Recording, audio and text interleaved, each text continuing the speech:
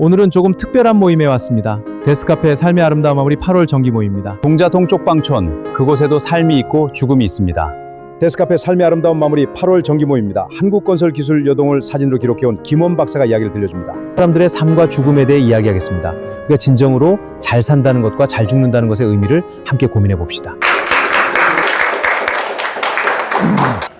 오늘 말씀을 해주실 분은요, 동자동 쪽방 사람들의 삶과 죽음이라는 주제로 말씀을 해주시는데, 한국건설기술연구원의 공학 박사님이세요. 김원 박사님이라는 분이 해주시겠습니다. 일단 박수로 한번 맞이해주세요. 이분은 대한민국의 문과 이과를 구분해서 수십 년 교육을 해왔는데, 이분은 그 경계를 뛰어넘으십니다. 이른바 통섭의 부분이다. 저는 공돌이다. 이제 부정적인 뉘앙스라고 생각했는데, 공돌이를 뛰어넘어서 시인이자 사진 작가이자 또 스토리텔러입니다. 그리고 오늘 동자동 쪽방 사람들의 삶과 죽음이라는 주제로 사회복지학을 하는 사람들이 많이 연구했을 거예요. 교수도, 박사과정도, 석사과정도. 근데 그 참여관찰이라는 게 길면 6개월, 1년. 인류학이면 한 2년 할 테고요. 아마 짧게는 설문조사하는 사람이 태반일 테고 한 3, 4개월로 머물 겁니다. 그런데 김원 박사님은 이 동자동 쪽방 사람들의 삶과 죽음을 10년? 20년? 김 박사님? 16년. 16년을 해오셨습니다. 그러니까 그 아주 깊이 있는 참여관찰이라는 인류학도 보통 한 1년 정도 현장 조사하면 인류학 논문이 나오는데, 인류학 논문 16편을 쓸 정도의 기간을 투여하신 것이고요. 그냥 그래서 얼핏 보고 사진 찍는 스냅 사진이 아니라 이분의 사진에는 동자동 쪽방 사람들의 인생의 역사가 고스란히 담겨 있습니다. 그래서 오늘 그 얘기를 하시는데, 제가 마지막에 살펴보면 이분들의 삶과 죽음이 우리의 삶과 죽음과 크게 다르지 않습니다. 그래서 어쩌면 동자동 쪽방 사람들의 이야기를 하지만 또 우리가 공감하고 공유해야 될 공통의 사회복지의 문제, 삶의 문제, 이런 것들이 다 담겨 있다라는 생각을 했습니다. 저랑은 한 4, 5년 정도의 그 관계의 역사를 가지고 있고요. 지난해 한강 1968이라는 책을 저술하시고 이 똑같은 내용을 MBC 사장이었던 최승호 감독이 추적이라는 영화를 제작했습니다. 1년 전에. 그래서 그것을 저희랑 같이 정선이라고 하는 강원도 오지에 탄저가 있었던 그 지역에 야외 상영을 하면서 저희가 3박 4일을 같이 했던 경험도 있어요. 그래서 그런 경험 속에서 오늘 제가 사회를 보면서 저 스스로 되게 기쁘고 영광스럽게 생각합니다. 1시간은 김원 박사님의 발표로 오롯이 쓰고, 나머지 60분은 이 자리에 계신 분들 다 한 말씀 하실 수 있도록 기회와 시간을 드리고자 합니다. 오늘 유튜브 방송도 녹화 방송으로 하고요. 줌으로 아마 국제적으로도 연결이 될 것 같고요. 내일이면 오마이뉴스와 거의 동급의 뉴스 매체에 오늘 세미나가 실황 중계, 지상 중계를 하기로 했습니다. 기자는 전미. 자, 그러면 뜨거운 박수로 김 박사님의 발표를 부탁드리겠습니다. 열화와 같은 응원에 감사드립니다. 강명구 교수님께서 저를 여기 초청을 해서 또 이제 강연하게 이렇게 소개를 해주셨는데, 와서 처음에 조금 놀랐습니다. 데스카페. 약간 무섭기도 하고, 어떤 분들이 여기 계실까 싶기도 하고, 이제 그랬는데, 제가 오늘 말씀드릴 내용도 쪽방, 죽음, 삶, 이런 또 어렵습니다. 되게 너무 무거운 그런 얘기들이라서 이 얘기들을 어떻게 해야 좋을까 이런 이제 고민도 많이 되고 어쨌든 잘 말씀을 드려야 되는데 좀 고민되긴 합니다. 데스카페, 삶, 쪽방, 죽음 이런 건데 아까 이창 교수님 말씀하셨듯이 그 얘기를 하는 사람이 이상합니다. 뭐 박사, 건설기술연구원, 한강, 흐르지 않는 강, 피아니 사기 뭐 이렇게 됐습니다. 도대체 정체가 뭐지? 좀 안 맞습니다. 예를 들어서 쪽방이나 이런 거 얘기를 하려면 사회복지사가 하든 아니 쪽방 활동가가 하든 목사님이 하든 신부님이 하든 활동가가 하든 이제 그렇게 해야 좀 더 훨씬 더 맞을 것 같거든요. 그래야 이제 진솔한 얘기들이 될 것 같고 그런데 안 맞습니다. 저는 말씀하셨듯이 저는 공학을 합니다. 공학을 하는 사람이고 건설 기술을 이제 연구하는 사람이고 이런 사람인데 이런 사람이 데스카페에서 쪽방, 삶, 죽음 뭐 이런 걸 얘기한다는 게 사실은 좀 의아합니다. 의아한데 오늘 제 목표가 있습니다. 여러분을 웃게 만드는 겁니다. 그래서요. 여러분은 즐거워도 웃어야 되고 눈물이 나도 웃어야 되고 슬퍼도 웃어야 됩니다. 그죠? 저하고 약속을 하셔야 됩니다. 많이 웃는 걸로 그렇게 하셔야 되는데 그래서 제가 어떤 사람인지 먼저 좀 말씀을 드릴 필요가 있습니다. 맞습니다. 공학 박사고요. 회사를 지금 정부 출연 연구소를 36년째 다니고 있습니다. 너무 오래 다녔습니다. 빨리 그만둬야 되는데 강을 연구하고 있고요. 정부 출연 연구소에서 강을 연구하고 있어서 뭐 강에 대한 책도 내고 4대강 이런 것들 때문에 많은 이제 고민도 있었고 그래서 아까 말씀하셨던 추적이라는 영화에도 나오고 뭐 온갖 것들을 좀 많이 하면서 이제 36년을 보내왔습니다. 그것과 더불어서 또 하나 하는 게 사진입니다. 사진 작가로서 활동도 합니다. 그래서 얼마 전에 사진 전시를 했고 사진집도 내고 뭐 이제 그런 작업들을 오랫동안 이제 계속 좀 하고 있습니다. 또 하나가 이제 16년 된 쪽방입니다. 2011년부터 다녔습니다. 2011년부터 다녀서 지금 2026년이니까 16년째 다니는데 주중에는 회사 갑니다. 연구소 가고요. 토요일, 일요일은 쪽방촌 갑니다. 이틀 동안 이렇게 가는데 그러면 1년에 50주니까 52주니까 아무리 못 가도 50번 갑니다. 토요일 주말에 가니까 많이 가면 토요일 연속 계속 갈 때도 상당히 많습니다. 그리고 많이 가면 한 100번 갑니다. 1년에 한 100번 간다고 치면 16년 다녔으니까 좀 많이 갔죠. 여하튼 많이 갔습니다. 엄청나게 갔습니다. 가서 그렇게 많이 다니다 보니까 아내가 저한테 동자동 가서 살라 하더라고요. 그래서 내심 야, 잘 됐다. 가서 살아야지. 가서 살면 훨씬 더 내가 잘할 수 있을 것 같은데 살아야지. 이런 생각들도 해본 적이 있습니다. 근데 세 개의 영역이 사실은 조금 많이 분리됩니다. 연구원의 역할, 사진사의 역할, 이제 쪽방촌에 가서 하는 역할들이 다른데 쪽방촌에 있는 분들은 저희 정체를 사실 잘 모릅니다. 제가 맨날 카메라 들고 이제 가서 그분들 만나고 이렇게 하는데 그분들은 저희 정체를 모릅니다. 저 사람이 도대체, 저놈이 도대체 뭘 하는 놈이길래 맨날 카메라 들고 와서 이렇게 하느냐, 이렇게 생각하는데 그래서 가장 흔하게 생각하는 게 저겁니다. 카메라 들고 쪽방촌에 오는 사람들은 주로 기자입니다. 기자. 그래서 저보고 기자라고 부르는 사람도 많습니다. 어떻게 또 보면은 저보고 목사라고 하는 사람도 많고요. 그 다음에 뭐 선생님, 조금 더 친한 친구들은 저보고 형님, 나이 좀 드신 분들은 저보고 김씨 이렇게 부르는 사람도 있고 어떤 분은 또 저보고 아재라고 부르는 그런 분 있습니다. 제가 저기 연구소에 있다는 것도 모르고 제가 뭘 하는지 전혀 모릅니다, 사실은. 그래서 제가 책을 내고 사진 전시를 하고 이러면서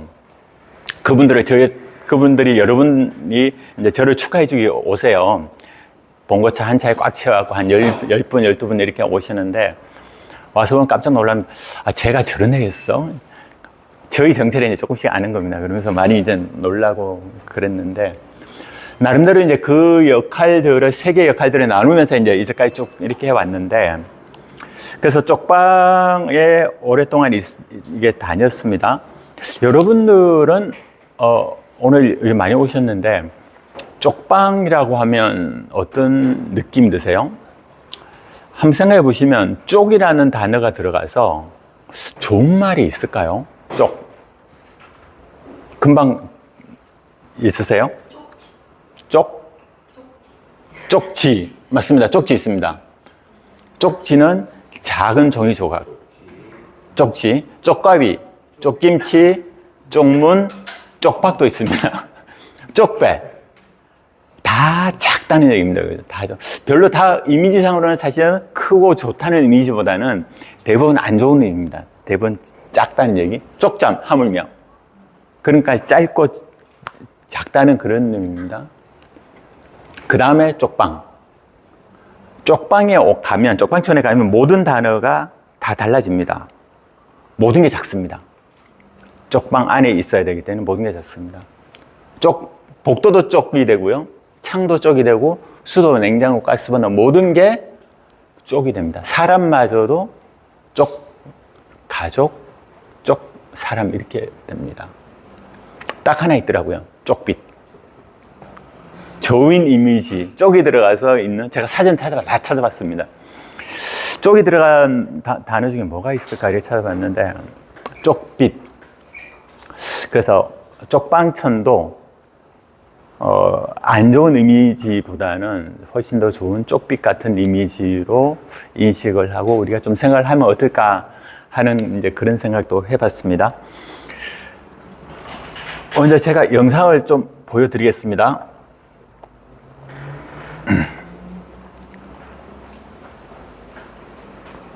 소리가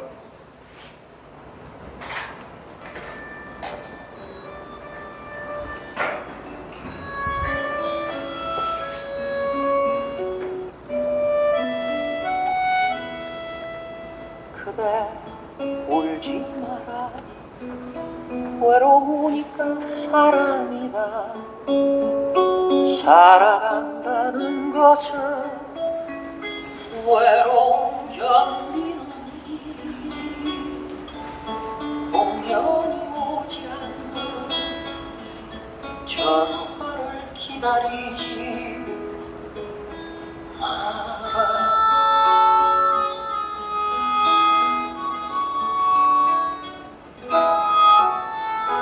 눈이 내리면 눈길 걸어가고 비가 오면 빗속을 걸어라 갈대숲 속에 가슴 검은 우요새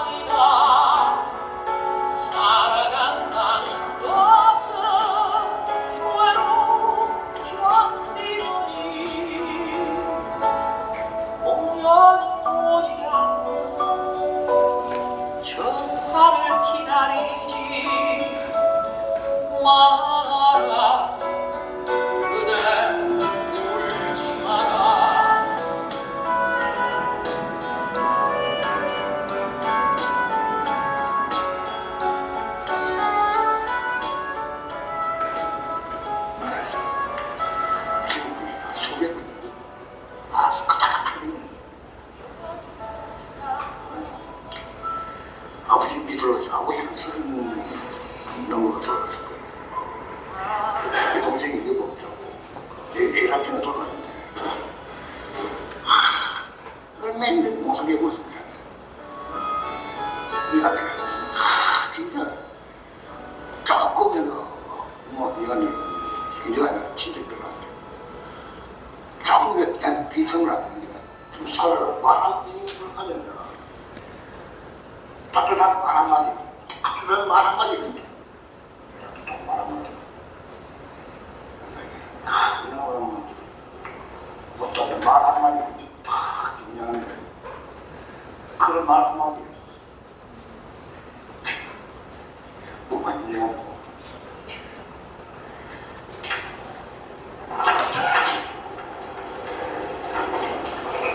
자, 이어서 세랑 네. 리더.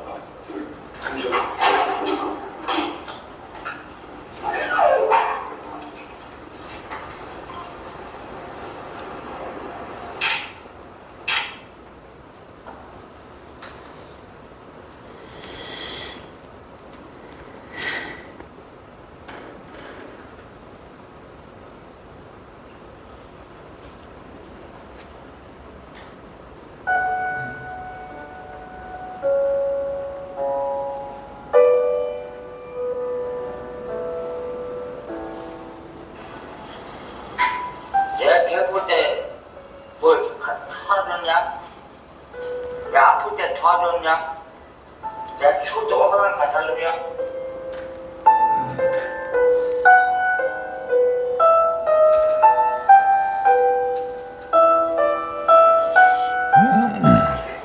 그게 모르는데 지금 나이가 있어서 모르는데 옛날에 소문 같으면 만약 장가를 가게 되면 애기들 낳고 교회하는 교회에 가서 예배를 보고 낮에는 직장생활 했습니다. 고등학교 나와서 직장생활 했겠죠. 고등학교 나와서 직장하면서 낮에는 열심히 일하고 가족들 생각해가지고 그리고 교회하는 교회 가서 예배도 보고 토요일 같은 날은 애기들하고 가끔씩 놀러도 같이 다니고 이렇게 화목하게 살고 싶은 게 꿈이었는데 이제 못 되겠죠.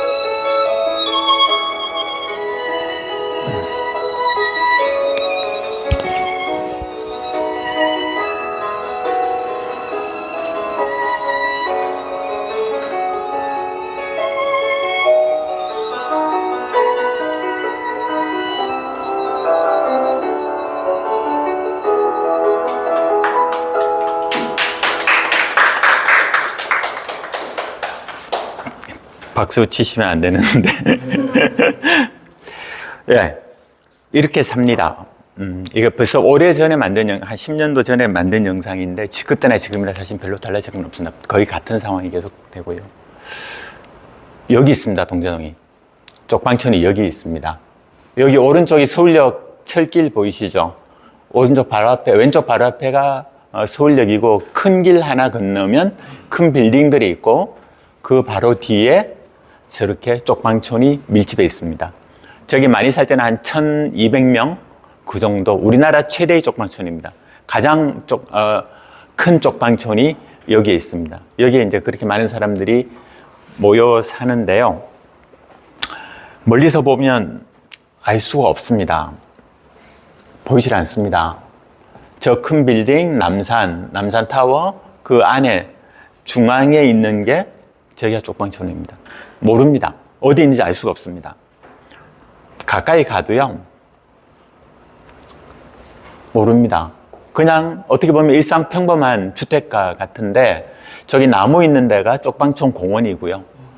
그 주위에 있는 작은 건물들이 전부 다 쪽방촌 건물들입니다. 저렇게 밀집해서 수천 명이 저 안에서 구멍구멍에서 이제 살아가고 있습니다.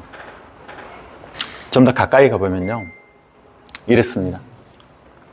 이게 4층, 5층짜리 되는 건물인데 저 창문 하나가 방 하나입니다. 그 창문마다 사람들이 저렇게 저기 창문 열고 있는 사람도 있고 저 방에서 다 삽니다. 건물 안으로 들어가 볼까요? 이렇게 되어 있습니다. 이제 5층짜리 건물에 한 2, 3층 되는 건물인데 복도가 있고요. 양쪽에 방이 이렇게 딱 붙어 있습니다. 이 왼쪽도 있고 오른쪽도 똑같습니다. 있어서 한 층에 이런 방이 몇 개가 있냐면 12개 정도 있습니다. 옆에 쭉 돌아가면서 12개 정도가 있고 12개의 방이 있고 그 다음에 방 안에는 아무도 없고 그 한 층에 있는 게 공동 화장실 하나, 공동 세면장 하나 이렇게 있습니다. 그러니까 12개 방, 세면장 하나, 화장실 하나 이렇게 있습니다. 대부분 한 평 내지 한 평, 1.5평 그 정도로 아주 작습니다. 아주 작은 규모에 이렇게 살고 여기 어떻게 보면 약간 우리 호텔 가면 구성하고 구조는 비슷하죠, 그죠? 구조는 비슷한데 방 안에 들어가면 아무도 없습니다. 오로지 공간만 있습니다. 어떤 시설도 없습니다. 비워진 공간만 있습니다. 그러다 보니까 방 안에 신발조차도 들리지 못합니다. 그래서 신발 보이시죠? 신발이 밖에 있는 이유가 그렇습니다. 신발도 방에 들이지 못할 정도로 좁습니다. 그러니까 대부분 방 밖에 저렇게 신발을 벗어놓고 생활을 할 수밖에 없는 거고요. 이런 건물들이 여러 개가 있습니다. 5층짜리 되는 이런 건물들이 있는데 좀 의아합니다, 사실은. 저런 건물들이 어떻게 있을까? 한 평짜리 되는 방이 한 층에 12개씩 해서 5층짜리 한 60개 정도 방이 있는 건물이 있는데 저런 건물들이 어떻게 있을 수 있을까? 되게 오래 했습니다. 제가 저기 건축물 대장도 떼보고 했는데 1950년대, 60년대 이렇게 만들어진 건물들입니다. 그러다 보니까 엄청나게 낡았고요. 물 새고 뭐 냉난방 안 되는 건 기본이고 호수라기 짝이 없습니다. 근데 왜 저런 건물이 그 당시에 만들어졌을까? 서울역 바로 앞이니까 아마도 저때 옛날에는 예인숙 목적 이제 그런 목적이었던 것 같아요. 아주 이제 저렴한 예인숙 목적 그런 거였었고 또 들리는 얘기로는 건물에 이런 식으로 생겼으니까 한때에는 여기가 전부 다 집창촌이었습니다. 건너편 양동도 그렇고 여기도 그렇고 집장촌이니까 성매매 건물로 활용되는 그런 사업에 활용되는 그런 건물로 많이 활용되다가 이제 거기에 사람들이 더 많이 몰려오니까 이런 쪽방이 더 수입이 좋으니까 쪽방 건물로 이렇게 바뀌는 그런 건물로 볼 수가 있습니다. 그나마 지금 사진에 보시는 이 방들은 그나마 그래도 좀 낫습니다. 제가 본 방 중에서 가장 작은 방이 있습니다.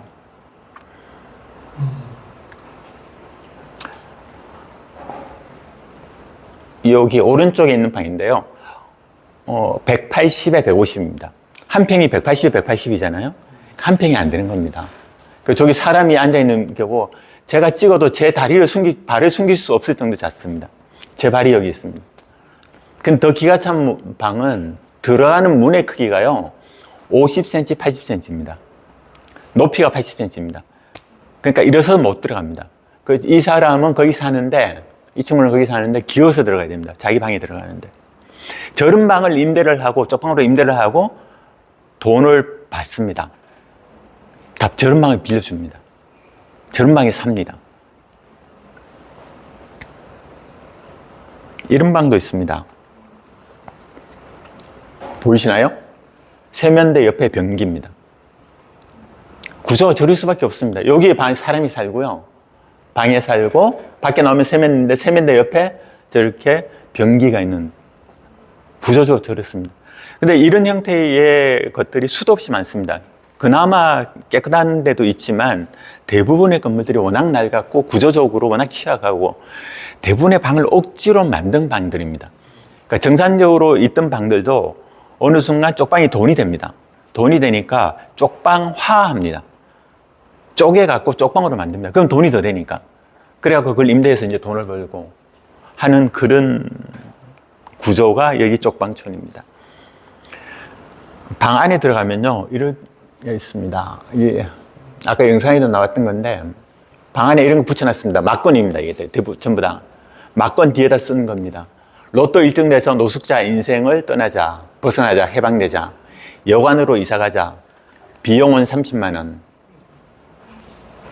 뭐 그런 얘기들을 막건에다가 돈을 벌고 싶어서 막건 같은 걸 하다가 이제 안 되면 이런 식으로 붙여놓고 이렇게 방 안에서 이렇게도 살기도 합니다. 방 밖을 보면요, 바로 앞에 저런 건물들입니다. 희망찬란 건물들이 다 옆에 바로 앞에 이제 있는데 이분은 항상 그걸 보고 사는 거죠. 그런데 방을 돌아서면 내 쪽방 앞에는 큰 어리아리한 건물들. 태극기가 무슨 소용이 있을까요? 이 분들한테.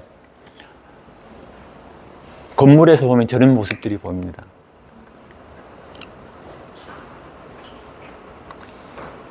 옥상에서 보면 이렇습니다. 쪽방촌 옥상입니다. 텔레비전 2002년 브라운관 텔레비전, 낡은 냉장고, 저 건물, 수없는 아파트 건물들.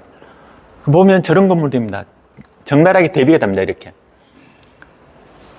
아주 낡은 건물, 휘황찬란한 유리 건물, 마치 우리 사회의 단면을 잘라놓은 것 같아요. 휘황찬란함과 너무나 비천함이 동시에 존재하는 그 단면을 동시에 보여주는 그런 모습일 것 같습니다. 더 기가 찬 거는 이런 겁니다. 방이 많습니다. 쪽방으로 빌려주는 방이 상당히 많습니다. 그래서 어디 가나 저런 게시판을 볼 수 있습니다. 방 있음. 저 얘기가 무슨 얘기냐면 다 쪽방 있다는 얘기입니다. 빌려주겠다. 오라. 그 얘기입니다. 근데요, 여기가 대한민국에서 월세가 가장 비쌉니다. 강남 타워 팰리스보다 월세가 비쌉니다. 한 평 남짓한 쪽방 월세가 25만 원에서 비싸면 45만 원입니다. 한 평에. 그럼 10평이면요, 월세 30만 원이면 10평이면 300만 원입니다. 한 평이 30만 원이니까. 우리나라에서 10평에 300만 원 월세 내는 데 없습니다. 근데 더 기가 찬 거는요, 정부에서 주거 수급비를 줍니다. 지금 현재 35만 원입니다. 정부에 주는 주거 수급비가 35만 원인데, 그래서 거의 대부분의 쪽방 임대료는 35만 원입니다. 근데 예를 들어 내년에 거의 40만 원을 올려줍니다.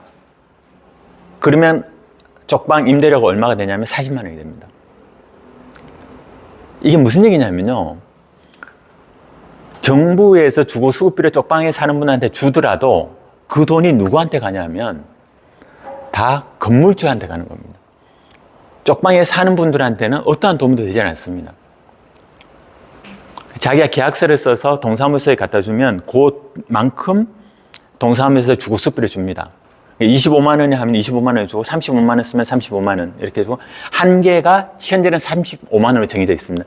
그러니까 대부분의 쪽방촌의 임대료가 35만 원입니다. 아무리 방이 좋든 안 좋든 관계없이 거의 35만 원입니다. 왜? 정부에서 준 돈이니까. 그럼 집주인들은 생각하기를 그건 네 돈 아니잖아. 어차피 그냥 나한테 줘. 그렇게 돼서 다 동등합니다. 전세 임대라는 것도 있는데요. 전세 임대, 저런 쪽방촌에 작은 원룸같이 딸려 있는데 전세가 1억 2천입니다. 그 1억 2천을 LH에서 대주기 때문에 주인들은 아무리 작은 방도 전세를 1억 2천에 받습니다. 구조가 그런 구조가 되어 있습니다. 이게 쪽방촌의 구조입니다. 아까 제가 처음에 말씀드렸죠. 시작하기 전에 웃으셔야 된다고. 한숨이 나오지만 좀 웃어야 됩니다. 이런 제가 전반적으로 이제 외형적인 모습을 좀 말씀을 드렸는데, 흔히 이제 저한테 많이 물어봅니다. 왜 쪽방을 가느냐? 어떻게 쪽방을 가게 됐냐? 왜 계속 다니냐? 16년 동안 왜 쪽방을 계속 가냐? 이렇게 물어봅니다. 아이러니입니다. 왜 쪽방을 제가 가는지. 이 말 때문에 그렇습니다. 2011년에 여기를 갔습니다. 저는 사진을 했기 때문에 사진 찍으러 갔습니다. 어떤 사진? 비참한 사진. 비참한 모습들. 그 사진을 찍고 싶었습니다. 빈곤의 포르노 같은 그런 사진, 적나라하고 자극적인 사진을 찍고 싶었습니다. 사진으로서. 그래서 소개를 받아서 갔습니다. 갔는데 어떤 분을 만나서 이제 얘기를 했습니다. 방에서 얘기를 하고 사진도 찍고 얘기도 하고 이러다가 이제 저는 목적을 다 달성했습니다. 끝. 나의 목적 끝. 그렇게 해서 이제 집에를 가겠다고 하니까 그 사람이, 나하고 얘기했던 사람이 저한테 대뜸 하는 말이 이 말이었습니다. 깜짝 놀랐습니다. 나는 올 생각 전혀 없는데, 나는 내 목적 다 달성했고 끝. 난 두 번 다시 안 올 건데 내가 와야 돼? 내가 왜? 난 내 목적 달성했는데 왜 오지? 근데 얼떨결에 다음 주에 이렇게 했습니다. 내가 다음 주에 또 올게요 하고 왔습니다. 왔는데 생각이 많이 들었습니다. 만약에 내가 안 가면 또 한 번 큰 상처를 주지 않을까, 나로 인해서 그 상처가 또 새겨지지 않을까, 나도 똑같은 놈이 되지 않을까, 수없이 왔다 가는 사진 찍는 그 사람들처럼 나도 똑같은 사람이 돼서 그들한테 또 하나의 생채기를 남기고 또 하나의 상처를 주는 게 아닐까 해서, 그래 한 번만 더 가자. 그래서 약속을 지켜야 되니까 갔습니다. 또 얘기를 했습니다. 또 해야지, 또 물어봐요. 이 말을 또 물어봐요. 언제 또 와요? 물어. 또 와야 되나? 예, 다음 주에요. 그래서 그게 한 달이 되고, 그게 6개월이 되고, 1년이 되고, 그게 16년 됐습니다. 이때 처음 만난 분하고는요, 지금도 만납니다. 매주. 빠지는 날이 거의 없습니다. 매주 16년 동안 계속 만났습니다. 이분입니다. 아까 영상에 나왔던 사람입니다. 1969년생이고요. 고하고 무학입니다. 현재 참 69년생이니까 나이가 뭐 그렇게 많지는 않잖아요. 아직 60이 안 된 그런 나이인데 어릴 때 고아가 됐습니다. 부모님이 아까 일찍 돌아가셨다고 그랬죠. 모릅니다. 부모의 얼굴도 모르고 이름도 잘 모르고 전혀 모릅니다. 워낙 어릴 때 했으니까. 그 어린 고아가 되니까 친척이 데려다가 마산에서 집안일을 시킵니다. 머슴처럼. 그리고 학교를 안 보냅니다. 초등학교 갈 나이가 됐는데 학교를 안 보냅니다. 그러니까 집에서 계속 일만 하고 소 꼴 베고 소 키우고 이런 걸 시킵니다. 하다가 이 친구가 도저히 거의 견디지 못하니까 가출을 합니다. 초등학교 5학년 때 가출을 합니다. 가출을 해서 서울로 오는 기차를 몰래 훔쳐 타고 오다가 잡힙니다. 그 승무원한테 잡혀가고 대전역에서 이제 내렸는데, 내리기 위해서 승무원하고 같이 내렸는데 좋은 승무원이었습니다. 그래서 이 승무원이 돈을 주면서 너 이거 삽입 잘해갖고 서울 가라 이렇게 했는데 어떻게 됐을까요? 그 돈으로 뭘 했을까요? 가서 게임을 했습니다. 게임을 해서 날리고. 근데 어쨌든 그렇게 해서 여차여차해서 서울에 왔는데 이제 서울역에 온 거죠. 초등학교 5학년이 서울역에 내렸는데 갈 데도 없고 오라는 사람도 없고 어떻게 해요? 배는 고프고 하다가 어디 다니다가 어디 과일 가게에서 배가 고프니까 수박을 훔쳤습니다. 그 수많은 과일 가게의 과일들 중에서 다 먹지도 못할 수박을 훔칩니다. 짠 걸 훔치면 그거 갖고 도망도 잘 갔을 텐데, 도망도 그래서 그 깨서 먹다가 도망도 먹고 잡혔어요.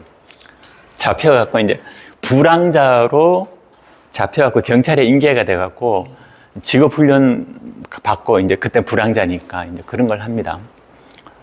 그런 걸 하다가 이제 여차저차해서 주유소 카운터 같은 데서 일도 하고 중국집 이런 데서 배달도 하고 이러다가 인생이 참 묘한 게 33살 때 실명을 합니다. 원인을 잘 모르겠는데 실명을 합니다. 실명을 해서 이제 앞이 안 보이게 됩니다. 근데 아무 가족도 없고 그러니까 어쩔 수 없이 돈도 없고 그러니까 쪽방촌으로 갑니다. 영등포 쪽방촌 갑니다. 그러다가 나중에 이제 동자동 쪽방촌 와서 살다가 저를 만나고 지금 평생 쭉 같이 지내고 있습니다. 처음 만났을 때입니다. 2011년입니다. 저 모습이었습니다. 이거 이번 달 모습입니다. 앞을 못 보는 시각장애인인데 2년 전쯤에 다리에 골수염이 생겨서 수술을 하고 나니까 못 걷게 됐습니다. 그러니까 걷지 못하는 시각장애인이 됐습니다. 그러니까 어떻게 할 도리가 없습니다. 제가 사실은 계속 케어를 하는 사람인데 뭐 어떻게 할 수 있는 도리가 없습니다. 어디도 받아줄 데도 없고 걷지 못하는 시각장애인, 나이 든 사람. 그래서 고민하다가 가평 꽃동네에 입소를 시켰습니다. 그래서 지금 거기서 2년째 생활을 하고 있습니다. 그래서 매주 만났고 제가 사실은 거의 이제 보호자로 돼 있어서 제가 통장도 관리하고 모든 걸 이제 다 하는데 지금은 너무 멀어서 자주 못 가고 한 달에 한 번씩 가는데 이 친구의 소망은 저보고 매주 오라는 겁니다.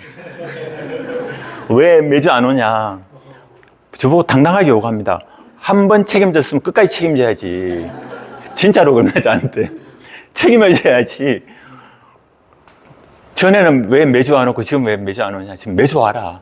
거기 가는데 2시간 걸립니다. 가평 꽃동네까지. 도저히 내가 못 간다. 그러기 위해서 이제 계속 저하고 잘 지내고 있습니다.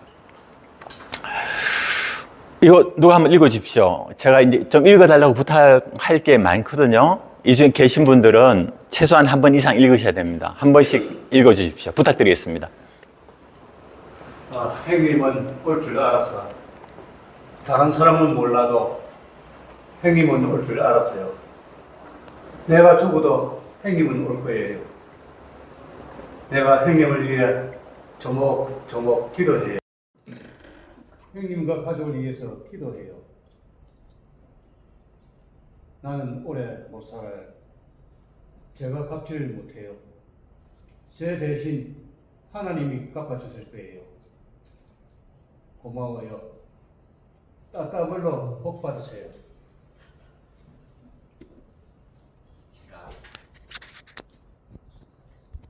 복이 많습니다. 이 친구가 되게 똑똑합니다. 초등학교도 문 앞에도 못 가봤습니다. 근데 눈치가 백단입니다. 눈치로 한글도 다 익혔고요. 웬만한 영어 한자도 넘겨 짚어서 거의 파악을 합니다. 중국집 배달 뭐 이런 걸 하고 이러면서 거의 파악을 합니다. 상당히 이제 똑똑하고 기억력도 너무 좋고 성경에 대해서 얘기하면요 끝날 줄은 모릅니다. 어디서 들은지 모르겠는데 너무 잘 기억해서요. 저하고 얘기하면 제가 너무 창피할 정도로 너무 잘 알고 너무 똑똑합니다. 그래서 그런 것들을 너무 자기는 좋아하고 하니까 말을 하고 싶은데 아무도 말을 들어줄 사람이 없는 겁니다. 그래서 저만 만나면 진짜 공호풍선 터뜨려 놓은 것 같아요. 막 쏟아집니다, 말이. 엄청나게 쏟아집니다. 마치 기다렸다는 듯이.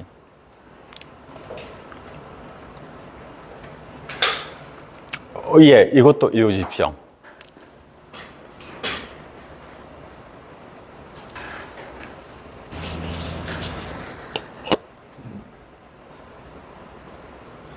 읽으시죠.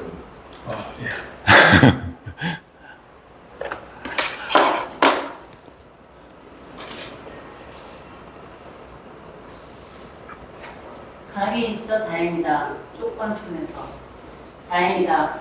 나와 너 사이에 강 있어서 강 건너 너 배고프면 라면 보내고 너 옷 없으면 옷 보내고 너 명절이면 선물 보내고 그리고 나를 위해 기도하고 다행이다.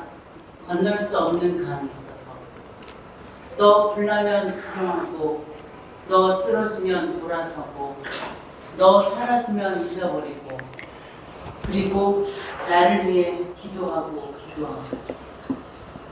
다행이다. 보이지 않는 강이 있어서 나 더 먹어야 하고 나 더 가져야 하고 나 더 편해야 하고 나 더 천국 가야 하고 그래서 나를 위해 기도하고 아 다행이다. 나와 너 사이에 내가 만든 강이 있어서 너의 외로움 보이지 않으니. 예, 실제로 그렇습니다. 그러니까 우리의 기본적인 것들이 아무리 자주 보고 뭘 한다고 해도 저는 그런 생각이 듭니다.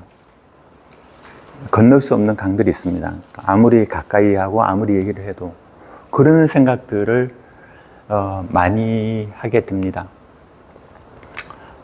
쪽방촌에서 이렇게 삽니다. 그러니까 혼자서 TV 보고 뭐 누워 있고 이렇게 늘상 이렇게 살았습니다. 병원도 수도 없이 많이 갔습니다. 많이 아팠고 많이 했고 어떤 때는 허리에 다쳐갖고 이게 눕지를 못하고 며칠을 지낸 이런 때도 있었습니다. 예, 눈으로 한번 읽어보시죠. 이 친구의 끊임없는 얘기는 이겁니다. 언제 와요? 자기 꿈에 나오고 나를 그리 기다려요. 언제 와요? 또 자주 오면 안 돼요? 저를 만날 때마다 그런 얘기를 합니다. 그러니까 사람이 그리운 겁니다. 사람이 없는 겁니다. 한 번도 사람과 이렇게 잘 지내본 적이 없는 겁니다. 고아, 버려지고 세상에 의지할 곳 없고 평생 이렇게 사는 겁니다. 불과 69년생입니다. 나이 많지도 않은데 이렇게 살고 있습니다. 쪽판전에 계신 분들이 대부분 돈이 뭐 없는 거는 당연하지만 사람이 그립습니다. 아까 사람이 그리우니까 아까 영상에서 나왔던 거 있죠? 거기서 더 그리운 거는 뭐냐면 이거였습니다. 따뜻한 말 한마디. 아까 그분이 얘기하잖아요. 따뜻한 말 한마디. 나이 60입니다, 그분이. 나이 60인데 자기가 인생에 가장 듣고 싶었던 말, 가장 그리웠던 말, 따뜻한 말 한마디. 딱 그 말 한마디가 중요한데 자기는 그걸 못 들어봤다는 겁니다. 누구한테요? 자기 가족들한테요. 이분도 이제 초등학교 5학년 때 가출을 하는데 왜 가출을 하냐면은 어머니도 있고 형제들도 있습니다. 대구에서 살았던 분인데 가족들한테 그렇게 자기 말로는 핍박을 당합니다. 그런 거 있잖아요. 형제들 중에 조금 능력 없고 예를 능력 없고 공부 못하고 우리 흔히 표현하는 약간 좀 모자라고 예를 들어서 그럴 수 있습니다. 그러니까 그렇게 다니까 이 가족들이 엄청나게 핍박을 합니다. 야, 너는 공부도 못하고 찌질하고 능력도 없고 초등학생한테 가서 너 돈 벌어와. 너 잘할 수 있는 게 뭐야? 자기 엄마한테 자기 어머니한테 그렇게 구박을 받습니다. 그렇게 구박을 받다 보니까 너무 그런 것들이 스트레스가 돼서 나는 이걸 하고 싶은데 못하게 하고 가족들은 항상 자기한테 따뜻하게 대해준 대상이 아니라 자기를 비난하고 자기를 힘들게 만드는 그런 존재가 되어버렸습니다. 그래서 가출합니다. 54년생입니다. 가출을 해서 초등학교 5학년이 서울 와서 할 수 있는 게 뭐가 있겠어요? 저분요, 초등학교 5학년 때부터 해서 60대에서 돌아가셨는데 60까지 노숙 쪽방 평생 이렇게 살았습니다. 심각한 알코올 중독. 알코올을 먹지 않으면 도저히 살 수 없는 그렇게 평생을 그렇게 살았습니다. 왜? 따뜻한 말 한마디. 그걸 못 들어서. 2011년 처음 만났을 때 사진입니다. 제가 카메라 들고 있으니까 이분이 자기 사진을 좀 찍어줄 수 있냐요? 왜요? 물론 당연히 찍어드리죠. 했더니만 방에 들어가서 한여름인데 저 복장을 하고 나왔습니다. 선글라스 끼고. 자기가 갖고 있는 것 중에 가장 좋은 옷이 저거였습니다. 겨울 붉은색 파카. 어디서 생기는지 모르지만 선글라스. 저게 자기가 보여줄 수 있는 최고의 모습이었습니다. 자기는 저걸 입고 사진을 찍고 싶었습니다. 저렇게 사진을 찍었습니다. 2011년에 찍었습니다. TV도 방에서 이런 식입니다. 브라운관 TV, 밑에 막걸리 박스. 근데 저 때가 뭐냐면요. 아날로그 방송이 종료될 때입니다. 그래서 아날로그 방송이 종료된다고 해서 끝났습니다. 그래서 TV도 더 이상 안 나옵니다. 디지털로 바뀔 때 있잖아요. 그때 사진입니다. 동자동에 갈 데가 없습니다. 서울역 바로 앞에 있지만 갈 수 있는 거는 저 서울역 건너편도 못 가고 그 동네 주위를 맴도는 그 정도. 못 가죠. 방은 이렇습니다. TV, 전기밥솥, 작은 선풍기, 냄비, 쌀, 끝. 저게 자기의 전 재산입니다. 가진 건 전부 다. 이렇게 살았습니다. 유일하게 먹을 수 있는 것들은 저 계란이었습니다. 계란을 좋아하셨어요. 그래서 이렇게 먹고 살았습니다. 아주 흔하게 먹고, 계란해서 간장, 계란에서 비벼갖고 이렇게 먹는 게 저분의 유일한 식사. 근데요, 이분이 좋아하는 게 있었습니다. 자기 사진이었습니다. 제가 사진을 이렇게 뽑아다 드렸거든요, 처음에. 그랬더니만 자기 사진을 보고 자기가 감동을 했습니다. 내가 이렇게 잘생겼어요? 이게 나예요? 이게 내가 이렇게 잘생겼어요? 너무 좋아하는 거예요. 나이 60대에서 자기의 모습을 처음 본 겁니다. 이건 되게 다른 의미가 있는 것 같습니다. 자기 발견. 상실된, 잊어버린, 한 번도 보지 못한 자기 모습을 사진에서 발견하는 자아 발견. 이런 거라고 저는 생각이 들 정도로 이분은 그렇게 좋아했습니다. 그래서 사진을 너무 좋으니까 자기 모습이. 근데 실제로 잘생기셨어요. 이목구비가 뚜렷해갖고 사진을 찍으면 사진이 잘 나오는, 사진을 잘 받는 그런 얼굴이었어요. 그렇게 하니까 이분은 그다음부터는요, 저를 볼 때마다 시작하는 말이 김씨 나 사진 찍어줘. 알코올 중독이 돼서 술이 취해가고 눈도 제대로 못 뜨면서도 저만 보면 김씨 나 사진 찍어줘. 아까 봤죠? 엘리베이터 안. 그겁니다. 엘리베이터 안에서 나 사진 찍어줘 겁니다. 어디서든 병실에서 나 사진 찍어줘. 60이 돼서야 겨우 자기 모습을 본 겁니다. 내가 이렇게 잘생긴 줄 알았으면 내가 이렇게 살지 않았을 텐데. 그 얘기를 했습니다. 나이 60에. 나 영화배우 했을 텐데. 그렇게 얘기했습니다. 내가 이렇게 잘생긴 줄 알았으면 나 이렇게 살지 않았을 텐데. 근데 아쉽게도 그 따뜻한 말 한마디 듣지 못하고 요양병원 중환자실에서 이렇게 돌아가셨습니다. 병원에서 어느 날 전화 왔습니다. 위중하게 곧 돌아가실 것 같다고. 몇 시간 후에 다시 전화 왔습니다. 돌아가셨다고. 그래서 제가 병원에 갔습니다. 요양병원에. 대한민국에 한 명도 없습니다. 이분이 돌아가셨는데 연락할 곳이 없습니다.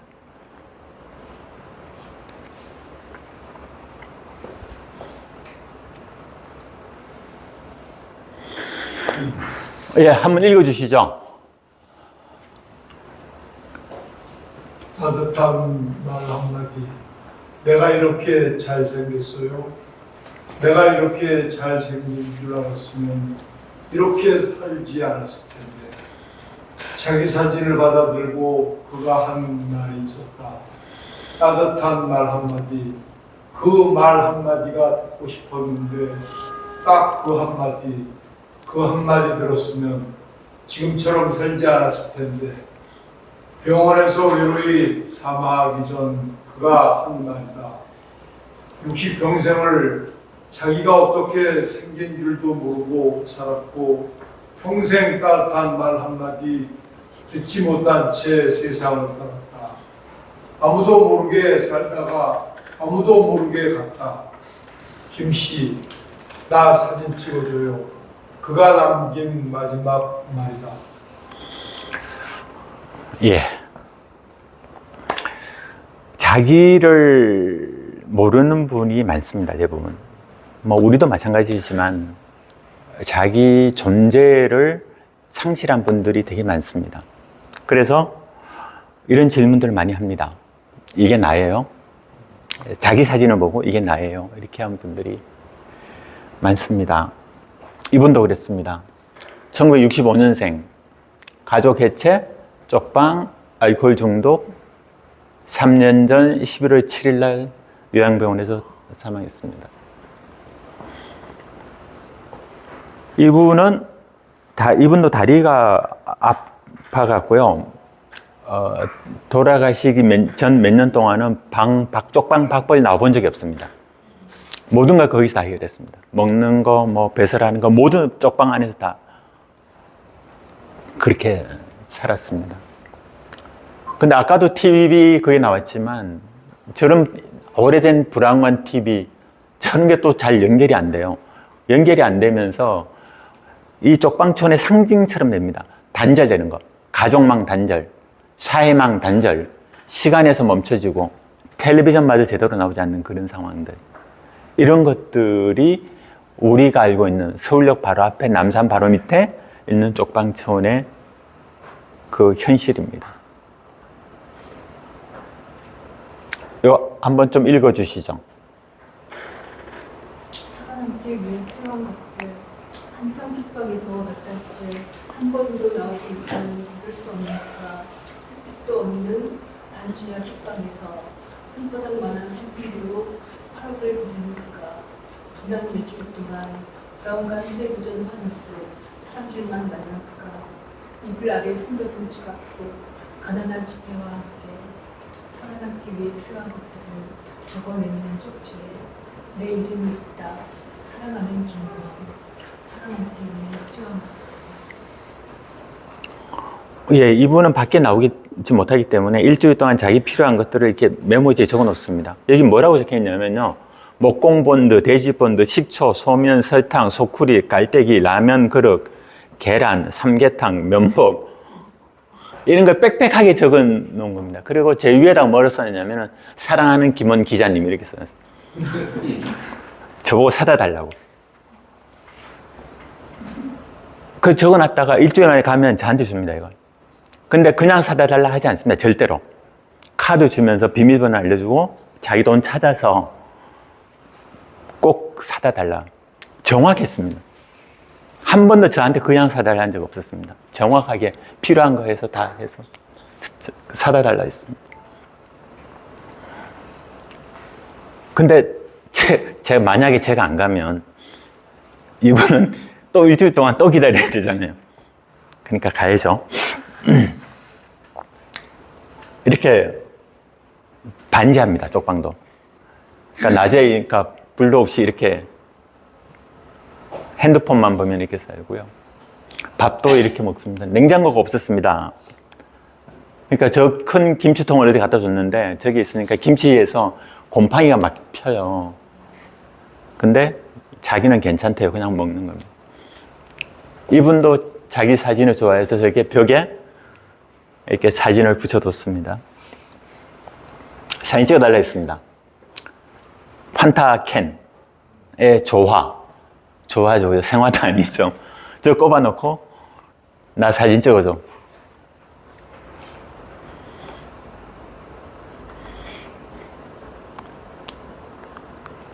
이분도 이 얘기를 했습니다. 이게 나라고? 자기 사진을 보고 내가 이렇게 잘생겼어? 내가 이렇게 잘 웃어? 이게 진짜 나야? 자기를 모르는 상태. 그 상태가 지금 여기 계시는 많은 분들의 그런 상황입니다. 이분이요, 저를 위해서 선물을 많이 해줬습니다. 온갖 선물도 이제 여러 가지 만들어줬고, 제가 가면 이렇게 찬양도 해줍니다, 저한테. 저를 위해서. 쪽방에서.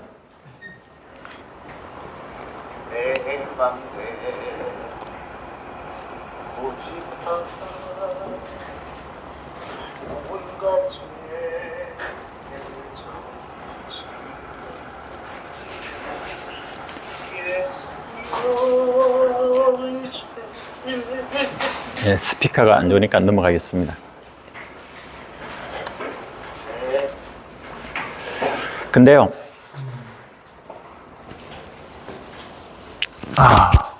이거 한번 읽어주시면 좋겠습니다. 좀 길긴 한데. 10월 25일 요양병원에 입원했다. 11월 7일 요양병원에서 사망했다. 11월 27일 오늘 무영구 장례가 있었다. 오늘 10월 22일 쪽방에서 찍은 사진이 지난 5, 6년간 2년의 끝이 되었다. 소주와 환타와 두유를 무척이나 좋아했었다. 크림 듬뿍 넣은 소보루빵도 좋아했다. 작은 쪽지에 필요한 물품을 빼곡하게 적어두고 일요일이면 나를 기다렸다. 한 번도 그냥 사달라 한 적 없다. 은행 카드와 비밀번호를 건네주며 돈 찾아서 사달라 했다. 나는 그의 심부름꾼이었다. 기자라고 부르다가 목사라고 하다가 언제부턴가 아티스트라고 했다. 그동안 수많은 사진을 찍었다. 자기 사진을 보고는 환하게 웃었다. 내가 이렇게 잘생겼어? 라고 물어봤다. 나는 그의 사진사였다. 나를 위해 찬송가를 불러주었다. A4용지 사달라 해서 그림을 그리기도 했고, 종이 잘라 거북이를 만들고, 문방구에서 사온 문화를 붙이고, 커피를 녹여 색을 칠해 나에게 선물하기도 했다. 나에게 나이키 신발 선물하겠다며 사이즈를 물어보기도 했다. 그는 나의 친구였다. 걷지 못해 몇 년 동안 쪽방 밖을 나올 수 없었다. 방바닥으로 굴러떨어진 작은 브라운관 텔레비전을 선반 위로 올리지 못해 며칠 동안 나를 기다렸다. 아무도 오지 않는 그의 쪽방은 낮에도 덥고 여름에도 추웠다. 건강 더 나빠지기 전에 몇 달 병원 다녀오라는 나의 말에 짐을 싸두고 몇 번이나 미루다 간 병원에서 그는 돌아오지 못했다. 한마디 인사도 못했다. 다음 주에 보자며 인사하고 돌아서는 나에게 그는 늘 고맙다고 했었는데. 예, 이분 이름이 이대영이었습니다. 그래서 자기는 축구하면 항상 2대0으로 이긴다고 저한테 얘기했던. 돌아가셨습니다, 병원에서. 돌아가시고 남은 쪽방입니다. 쪽방촌에 계신 분들이요, 특권이 있습니다. 돌아가시면 장례를 일찍 못 치릅니다. 대부분 무용고자이기 때문에 무용고자는 장례를 처리하기 위해서 시간이 상당히 오래 걸립니다. 무용고자의 신원을 확인해서 경찰이 가족한테 다 연락을 해서 가족을 찾아야 됩니다. 찾아서 가족한테 시신을 인수할 건지 안 할 건지를 다 확인하는 절차를 거쳐야 됩니다. 근데 그 시간이 많이 걸립니다. 길면 한 달 이렇게 걸립니다. 그러니까 이분들은 장례 기한이 되게 깁니다. 짧아야 한 일주일, 길면 뭐 한두 달 이렇게 또 갑니다. 여기도 마찬가지입니다. 이렇게 해서 금방 이제 장례를 못 치르니까 방에서 이렇게 그냥 자기 짐들은 이렇게 있다가 이제 순식간에 치워지고 그렇게 합니다. 예, 이런 뭐 참 그런 게 오히려 특권처럼 죽어도 장례조차도 제대로 치를 수 없는 그런 상황이 되는 거고 모든 것들이 이제 돈에 좌우되는 그런 상황이었습니다. 이런 분도 계십니다. 낙관적인 분입니다. 까짓것 대충 살면 되죠. 이렇게 한 분들도 있습니다. 1964년생 중졸 17살에 서울 와서 평생 쪽방 살다가 폐지 수집하다가 고독사했습니다. 이분은 참 낙천적이었습니다. 그래서 이 모중도 심고 교회 갔다가 대주국밥도 다른 사람한테 사주고 헌금도 하고 근데 폐지 모아서 돈 조금밖에 못 버는데 그렇게 합니다. 나는 거지가 아니다. 나는 입만 깎고 다니는 사람이 아니다. 나는 베풀면서 살고 싶다. 같이 더불어 살고 싶다. 이렇게 얘기하는 사람이었습니다. 열심히 성실하게 낙천적으로 잘 일했었습니다. 이렇게 겨울에는 붕어빵 장사도 하고 이렇게 하면서 살았고 돈이 있다고 행복한 게 아니더라. 행복하다고 생각하면 행복하다. 내가 이렇게 살아도 행복하다. 나는 거지가 아니다. 추우면 옷 하나 더 입으면 된다. 고철 1kg 50원, 종이박스 70원, 굴이 1kg 3,000원, 소주 한 병에 20원. 이렇게 팔아서 살았습니다. 살다가 갔습니다. 경찰이 저한테 전화가 왔습니다. 숨진 지 이틀 만에 발견돼서 대한민국에서 연락할 사람이 이 사람도 없었습니다. 경찰이 연락 와갖고 제가 알려줘서 이제 장례를 치를 수 있었던 그런 사람이었습니다. 가난했지만 이분도 저한테 선물을 많이 줬습니다. 추석 때는 콩기름 한 박스 이런 것도 줬습니다. 추석이라고 저한테.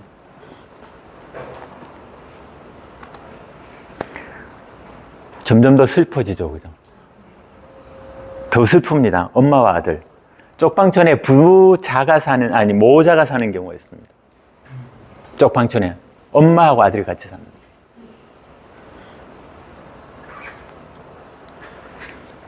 엄마 1952년생, 아들 1973년생. 가정폭력으로 엄마가 아들을 데리고 가출을 합니다. 어디 갑니까? 쪽방촌에 옵니다. 근데 두 분 다 알코올 중독이었습니다. 엄마도 알코올 중독, 아들도. 그렇게 살았습니다. 이렇게요. 강아지까지 같이 살았습니다. 좁은 쪽방에 두 사람이 같이 살았습니다. 이렇게 밥 먹으면서 엄마가 밥해서 아들 주고 이렇게 같이 살았습니다. 엄마, 아들, 저 방에 살았습니다. 저 아들이 있는 고개 내밀고 있는 저 방에 엄마, 모자가 같이 살았습니다. 봄에 목련 필 때 찍은 사진입니다. 근데 안타깝게도 엄마보다 아들이 먼저 갔습니다.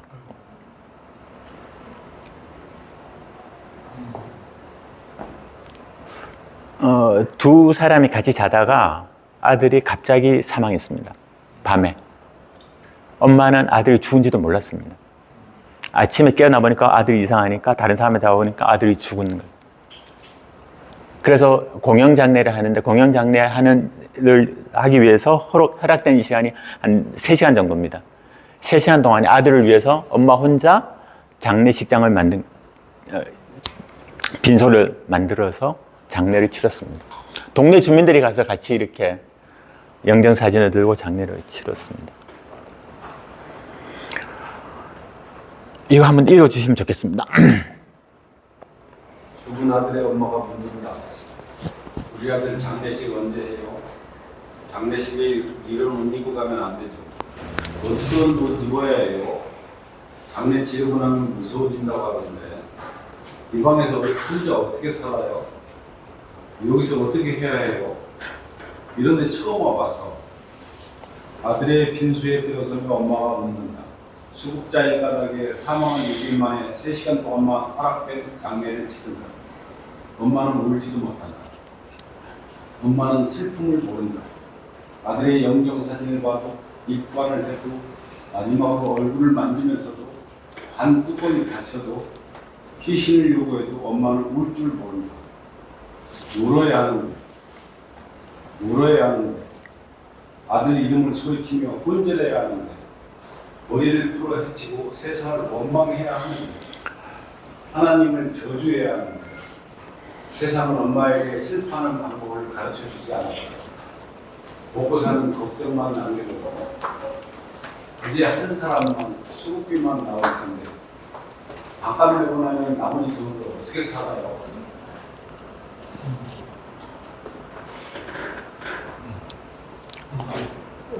그 다음에 매년 제사, 사망한 날이 되면 엄마는 제사를 지냅니다. 이렇게 혼자서. 근데 엄마가 할 수 있는 게 사실은 별로 없습니다. 그러나 음식은 저렇게 차려서 아들의 기일날 저렇게 상을 차립니다. 근데 사실 뭐 더 이상 할 게 없죠. 혼자서 뭘 할 수도 없는 거고 저렇게 기억을 합니다. 이것도 한번 읽어주시죠.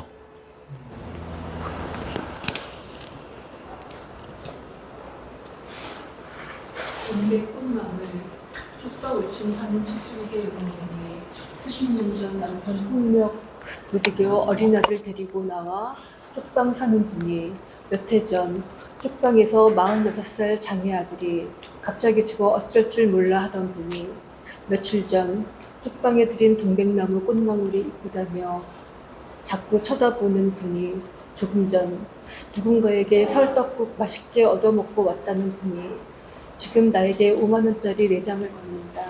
오래전부터 주고 싶었다니까. 그냥 와도 되는데 과일 사가지고 와서 미안하다며 아니라고 괜찮다고 이 돈으로 맛있는 거 드시라고 해도 다시 내밀며 고맙다며 기초수급비 받아 쪽방 월세 내고 하루 1, 2만 원으로 사는 분이 이분 때문에 먹지 않아도 배고프지 않고 마시지 않아도 목마르지 않고 동백 꽃망울은 눈물 망울이 되고 쪽방 천정에는 가을 촘촘.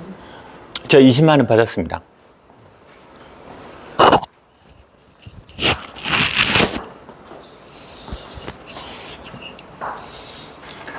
지금까지는 되게 힘든 얘기만 말씀드렸잖아요. 예. 조금 이제 분위기를 바꿔서 다른 말씀을 좀 드리겠습니다. 계획이 생겼어요. 이분 얘기입니다. 1956년생, 대학도 나왔습니다. IMF 때 실직했고요. 가족 해체돼서 노숙하고 쪽방 생활을 하던 분입니다. 근데요, 이분이 제가 인터뷰를 했는데, 비규시라는 잡지가 있습니다. 지하철역에서 팝니다. 지금도 팝니다. 12,000원입니다. 근데 12,000원을 팔면 6,000원은 책값으로 줘야 되고 6,000원을 자기가 수입이 됩니다. 그럼 많이 팔면 많이 팔수록 자기 수입이 됩니다. 그래서 지하철역 입구에서 열심히 파는 분들이 많습니다. 지금 서울 시내에 한 50분 가량 됩니다. 그분들이 지하철역에서 팔아서 그렇게 하는데 노숙인 주로 이런 분들이 이거 합니다. 그래서 제가 물어봤습니다. 비규시 팔기 전하고 팔 이후하고 뭐가 달라졌어요? 물어봤는데 깜짝 놀랐습니다. 하는 말이 계획이 생겼습니다. 예? 나 계획 많은데. 난 맨날 계획이 있는데. 계획이 없었어요? 난 계획이 없었습니다. 쪽방에 살 때는. 비규시 팔기 전에 계획이 없었습니다. 무력했습니다. 아무것도 못했습니다. 근데 비규시를 팔고 나니까 목표가 생겼습니다. 계획이 생겼습니다. 그겁니다. 그래서 15개월 동안 10,000권 파는 게 목표였는데 12개월 만에 달성했어요. 그전에는 될 대로 대단한 마음이었는데 목표가 생겼습니다. 첫 번째는 임대주택에 입주하는 거고 두 번째는 취업하는 겁니다. 그래서 열심히 팝니다. 아침 8시에 나와서 저녁 늦게까지 하루 종일 열심히 팝니다. 화장실 가는 동안 누가 사러 올까 물도 안 마십니다. 그러면서 이 말을 계속 외칩니다. 비규시입니다. 비규시입니다 하면서 팝니다. 제가 이분을 아침부터 저녁까지 따라다녀 봤습니다. 아침에 집에서 저렇게 나와서 지하철역에서 저걸 팝니다. 비규시를. 용산역 앞입니다. 겨울에. 수많은 사람들이 지나가는 저기서 끊임없이 외칩니다. 사랑과 희망의 잡지 비규시입니다. 비규시 사세요. 화장실 진짜 안 갑니다. 혹시 누가 사러 올까봐. 그래서 열심히 팔았습니다. 그래서 성공했습니다. 그래서 지금 이분은 아파트 경비하십니다. 잘 되셨습니다. 여기서 차이 나는 게 뭐냐면 자기를 다시 찾은 겁니다. 계획이 생긴, 의미가 없던, 너무나 무기력했던 거기서 자기 계획이 생겼다는 것들이 그만큼 중요한 터닝 포인트가 됐습니다. 쪽방에서 한국화를 그린다고요? 이분을 제가 만났을 때는 한쪽 다리가 없었습니다. 왼쪽 발은 있었습니다. 근데 만나는 동안에 그 다리마저도 잘랐습니다. 양쪽 다리가 없습니다, 지금. 1962년생. IMF 부도로 망했습니다. 가족 해체. 99년부터 쪽방에 살고 알코올 중독, 뇌전증, 신부전, 천식, 폐기종, 당뇨 합병증으로 양발 절단. 이렇게 지금 쪽방촌에 살고 계십니다. 이렇게 쪽방촌에서 이렇게 생활했습니다. 저렇게 기어다닐 수밖에 없는 저 열악한 상황에서 저렇게 작은 방에 이렇게 살았습니다. 어느 날 얘기를 하다가 옛날에 그림을 한국화를 그렸다는 얘기를 저한테 했습니다. 그래서 이제 쪽방에 있으면 심심하니까 무료하니까 그런 것들 이겨내기 위해서 그림 그리시라고 제가 스케치북하고 붓펜을 이렇게 사다 드렸어요. 그랬더니만 그 다음 주에 깜짝 놀랐습니다. 이런 그림을 그린 거예요. 스케치북에다가. 아니 이게 뭐지? 아니 그림을 이렇게 잘 그리세요? 옛날에 그렸다는 겁니다.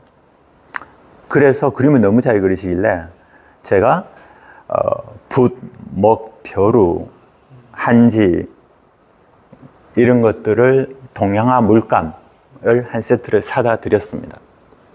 놀라웠습니다.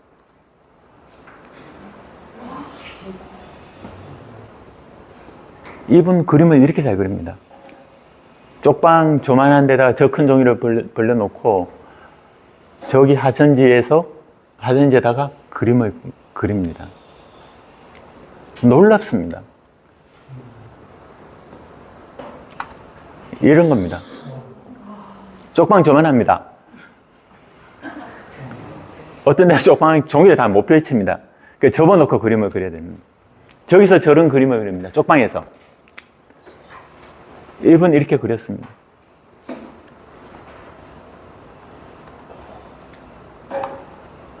이거 한번 읽어주시죠.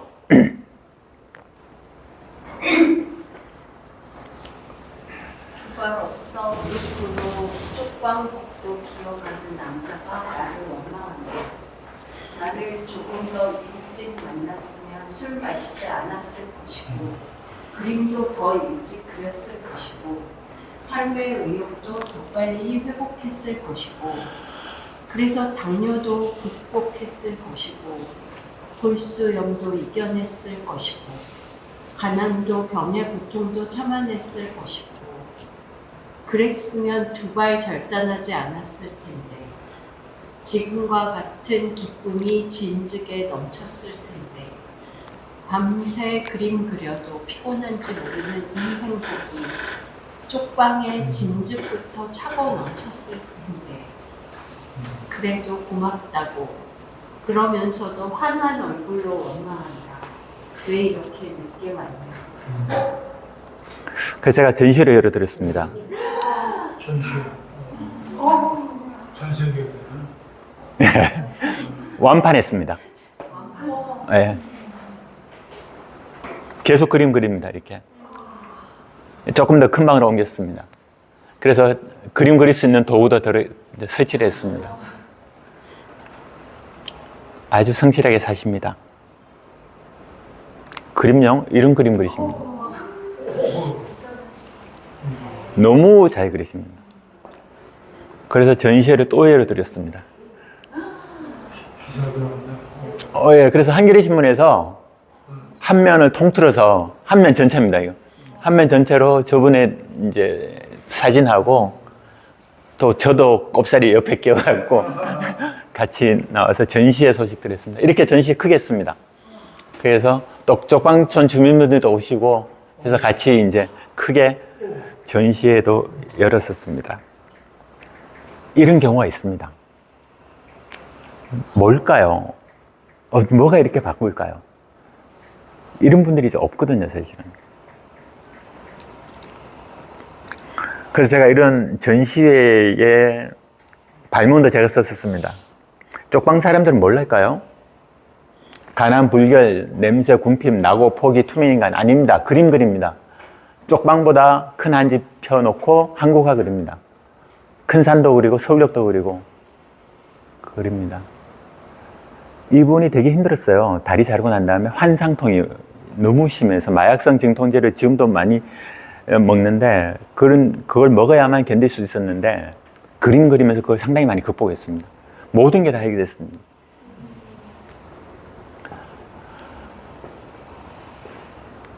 그래서 그게 회복이 되면서 동자동에 있는 주민자치조직이 있는데 주민자치조직의 대표도 합니다.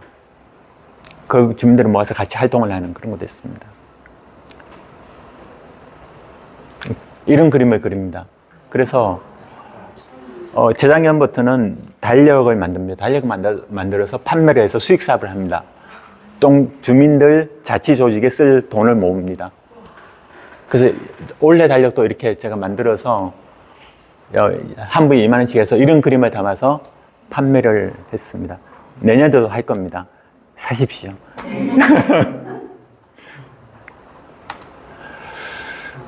예, 이렇게 그림을 열심히 그리면서 열심히 살고 계십니다. 이런 경우가 가능합니다. 제가 여러분들이 이제 말씀해 드렸는데 동자동에 특징이 있는 조직들이 있는 조직도 있습니다. 동자동 사랑방, 동자동 주민협동회, 이 주민자치조직입니다. 그래서 이런 마을 청소도 하고요. 같이 모여서 주민들이 합니다. 주민들을 위한 추석 행사, 올해도 할 겁니다. 추석 때. 놀러 오십시오. 같이 함께 추석 차례도 지내고요. 음식도 같이 나눕니다. 같이 음식도 같이 먹고. 돈요? 주민들이 냅니다. 5,000원, 만원, 뭐 어떤 분 1,000원 내는 분도 있고요. 그래서 각각 여기 명단 써서 누가 후원했는지. 그래서 이 돈으로 행사 치릅니다. 돌아가시는 분들 함께 추모합니다. 주민자치조직에서 합니다. 이런 추모 행사도 합니다. 7월 27일 날 이 추모식이 있었습니다. 이 친구는 참 안타까운데, 이 친구 저 오랫동안 만났는데 왼쪽 사진에 보시는 것처럼 앞이 보이진 않습니다. 완전 맹인입니다. 완맹입니다. 근데 87년생입니다. 87년 4월 15일생입니다. 동자동 쪽방촌에서 태어났습니다. 아버지 수급자, 어머니 수급자, 어머니 외국인 필리핀인. 두 분 다 쪽방에서 돌아가셨습니다. 당뇨가 있었고, 그래서 2014년에 완전 실명, 투석도 했습니다. 대학에서 보건복지학을 전공했는데, 이게 아이러니가 자기가 취업을 하면요, 아버지가 수급 자격을 박탈당합니다. 그 취업도 못합니다. 그래서 활동 지원사나 안마사 이런 것들을 했습니다. 결혼도 했습니다. 그러다 이혼하고 딸이 있는데, 지난 6월 27일 날 심장마비로 사망했습니다. 그렇게 하니까 이제 여기서 같이 이런 경우에는 같이 추모를 하고 같이 기억하고 이렇게 합니다. 몇 년 동지가 되면요, 그 해에 돌아가신 분들을 추모하는 행사를 서울역 앞에서 합니다. 홈리스 추모제랍니다. 한 해에 돌아가신 분들이 이렇게 많습니다.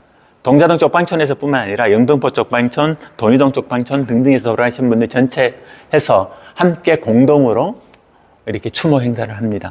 동지 때 매년 서울역에서 합니다. 예, 좀 시간이 많이 갔는데요. 제가 전반적으로 좀 말씀드렸는데, 마지막 부분입니다. 동자동에서 필요한 게 뭘까요? 이분들한테 필요한 게 뭘까요? 질문입니다. 돈? 일요일 날 가면요, 여기서 공원에서 예배를 합니다. 예배에 참여한 사람들한테 끝나고 나면 돈을 줍니다. 2,000원. 그래서 많은 노숙인들이 옵니다. 2,000원 받으려고. 돈이 문제일까요? 그러니까 돈으로 그렇게 이용하는 거라고 저는 생각합니다. 그럼 몇 시간, 거기 2,000원을 받기 위해서 몇 시간 동안 거기서 공원에서 그냥 앉아 있습니다. 돈이 필요할까요, 이분들한테?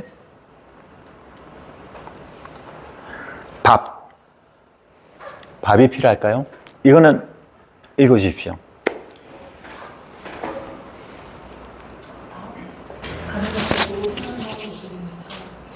위에서 앞부터 읽어주시면 쪽방에, 예, 도시락 사절부터 읽어주시면. 도시락 사절. 쪽방에 함부로 도시락 던지지 마라.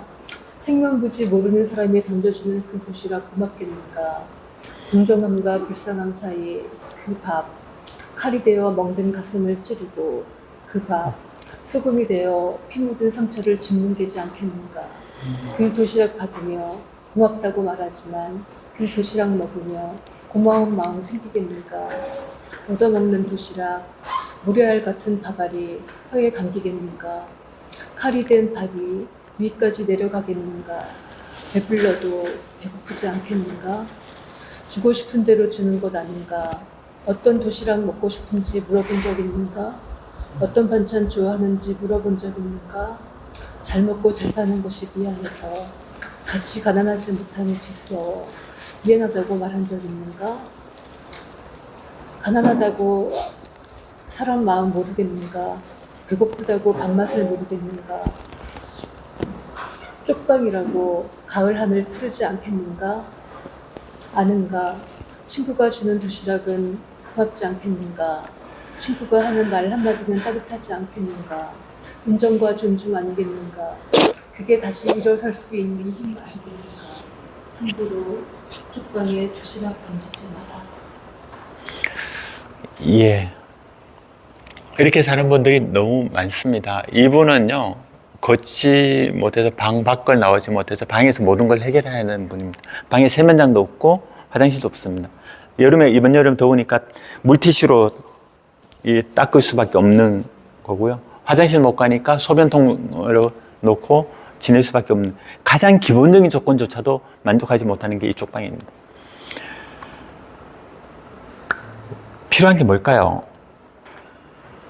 우리는 동자동 쪽방, 우리는 쪽방을 제대로 보고 있는 걸까요? 쪽방을 벗어난 사람 별로 없습니다, 사실은. 벗어나지 못한 이유가 뭘까요? 30년, 50년 동안 쪽방에 사는 사람 많습니다. 왜일까요? 저는 상실이라고 생각합니다. 아까 얘기했잖아요. 언제 또 와요? 사람 상실. 따뜻한 말 한마디. 사랑 상실입니다. 내가 이렇게 생겼어요. 자기 상실입니다. 계획이 없었어요. 의욕 상실이고요. 사업 실패 기반 상실입니다. 다 상실한 분들입니다. 이 상실한 분들한테 우리는 뭘 하냐면 봉사하고 시혜합니다. 봉사하고 시혜가 해결책일까요?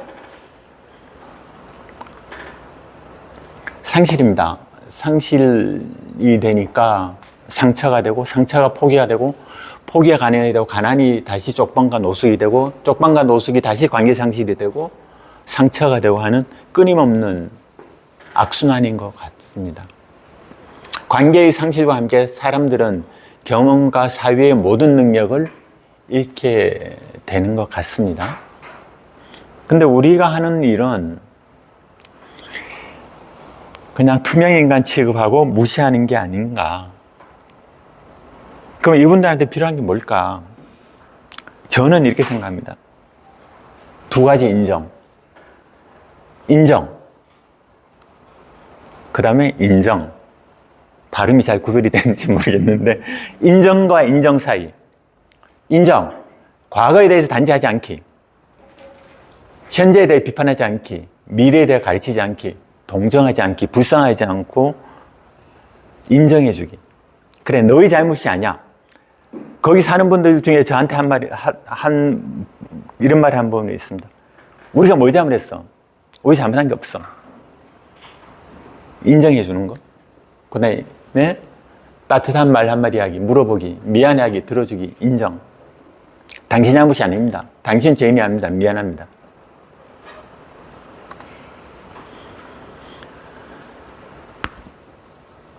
이 젊은 친구가 있는데 저한테 하루에 어떤 많을 때는 하루에 수십 번 전화합니다. 새벽 2시, 3시 막 전화하고.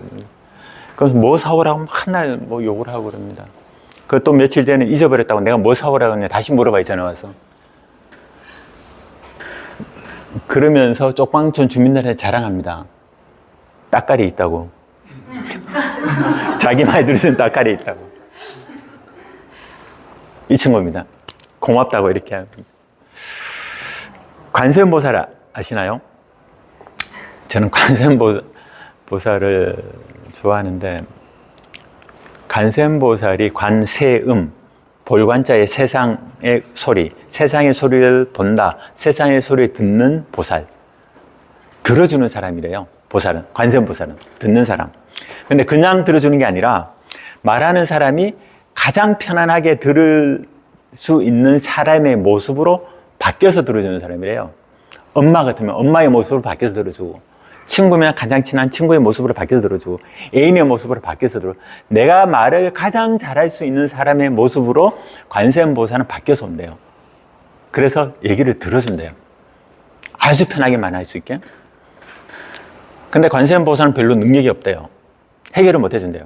아무리 고민을 들어봐야 벼락처럼 뭘 해결해 주거나 로또를 맞게 해주거나 이런 건 못 한대요. 대신에 해주는 거는 같이 울어주는 거래요. 가장 친한 친구의 모습이 돼서 옆에 와서 같이 얘기를 들어주고 같이 울어주는 존재. 그게 관세음보살이라고 하더라고요. 그래서 관세음보살이 저는 참 좋은 것 같아요. 해결을 할 수는 없잖아요. 우리가 모든 것들을 해결하지 못하는데 얘기를 들어줄 수 있는 사람, 얘기를 들어준다는 게 인정과 인정이 있어야 될 수 있을 것 같아요. 그래서 소망이라면 관세음보살이 한번 돼볼까? 근데 관세음보살이 여러분 주위도 저는 많이 있을 것 같아요. 자기 말 잘 들어주는 사람, 자기 말 잘 들어줘서 공감해주고 쉽게 같이 위로해주는 사람. 여러분 주위 옆에 보면 많이 계시지 않아요? 그 사람 아닐 수 있습니다. 아마도 관세음보살일 수 있습니다. 관세음보살이 그 사람의 모습으로 바뀌어서 들어줄 수도 있습니다. 제의 웰다잉이라면 쪽방촌 분들입니다. 이분들한테 관세음보살이 될 수 있었으면 그런 소망이 있습니다. 여기서 마치겠습니다. 고맙습니다.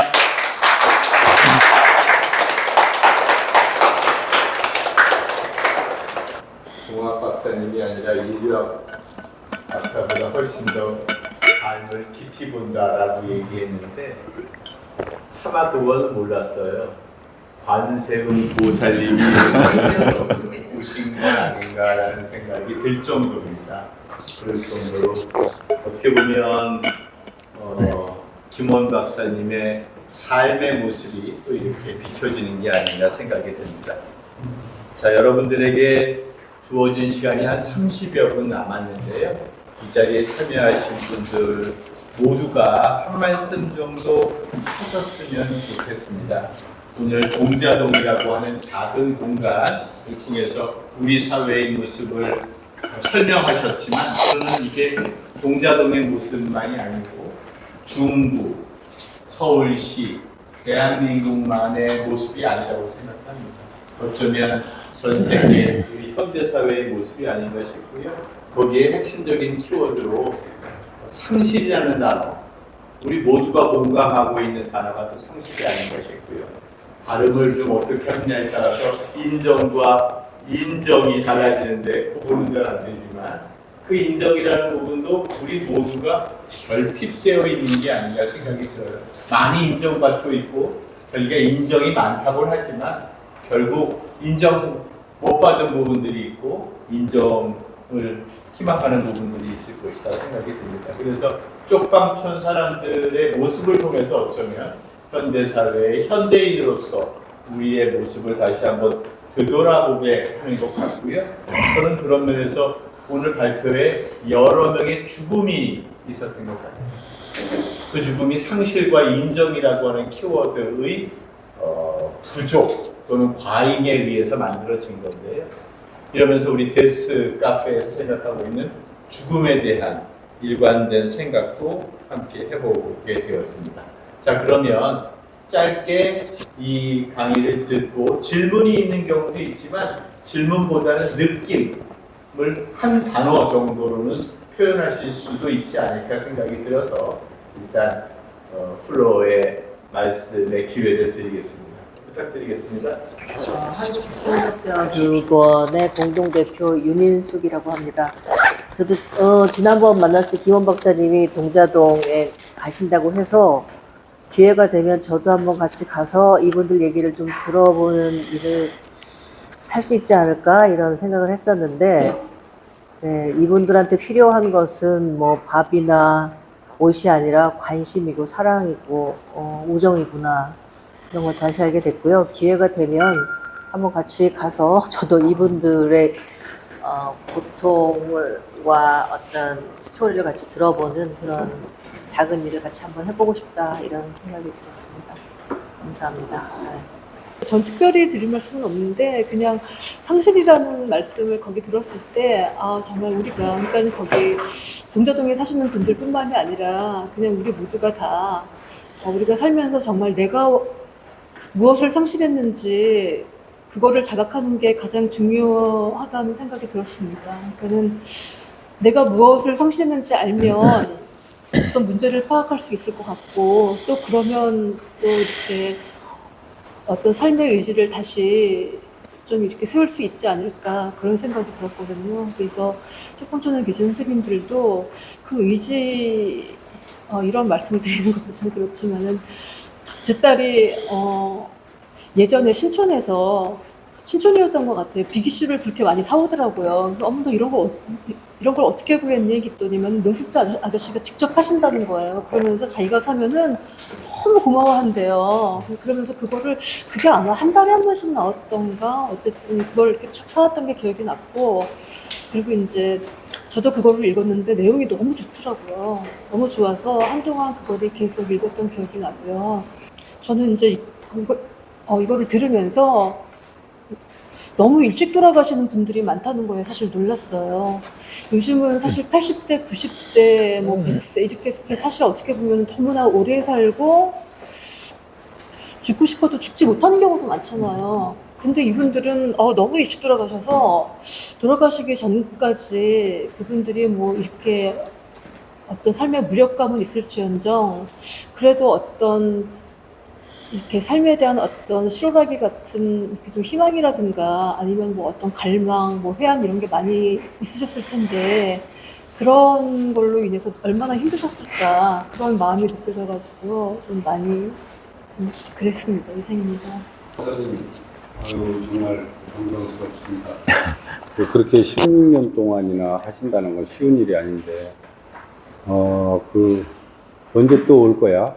이런 말이 사람이라면 저런 말에 누구나 공감을 할 거예요. 그걸 통해서 계속 하셨다는 게 정말 대단하고요.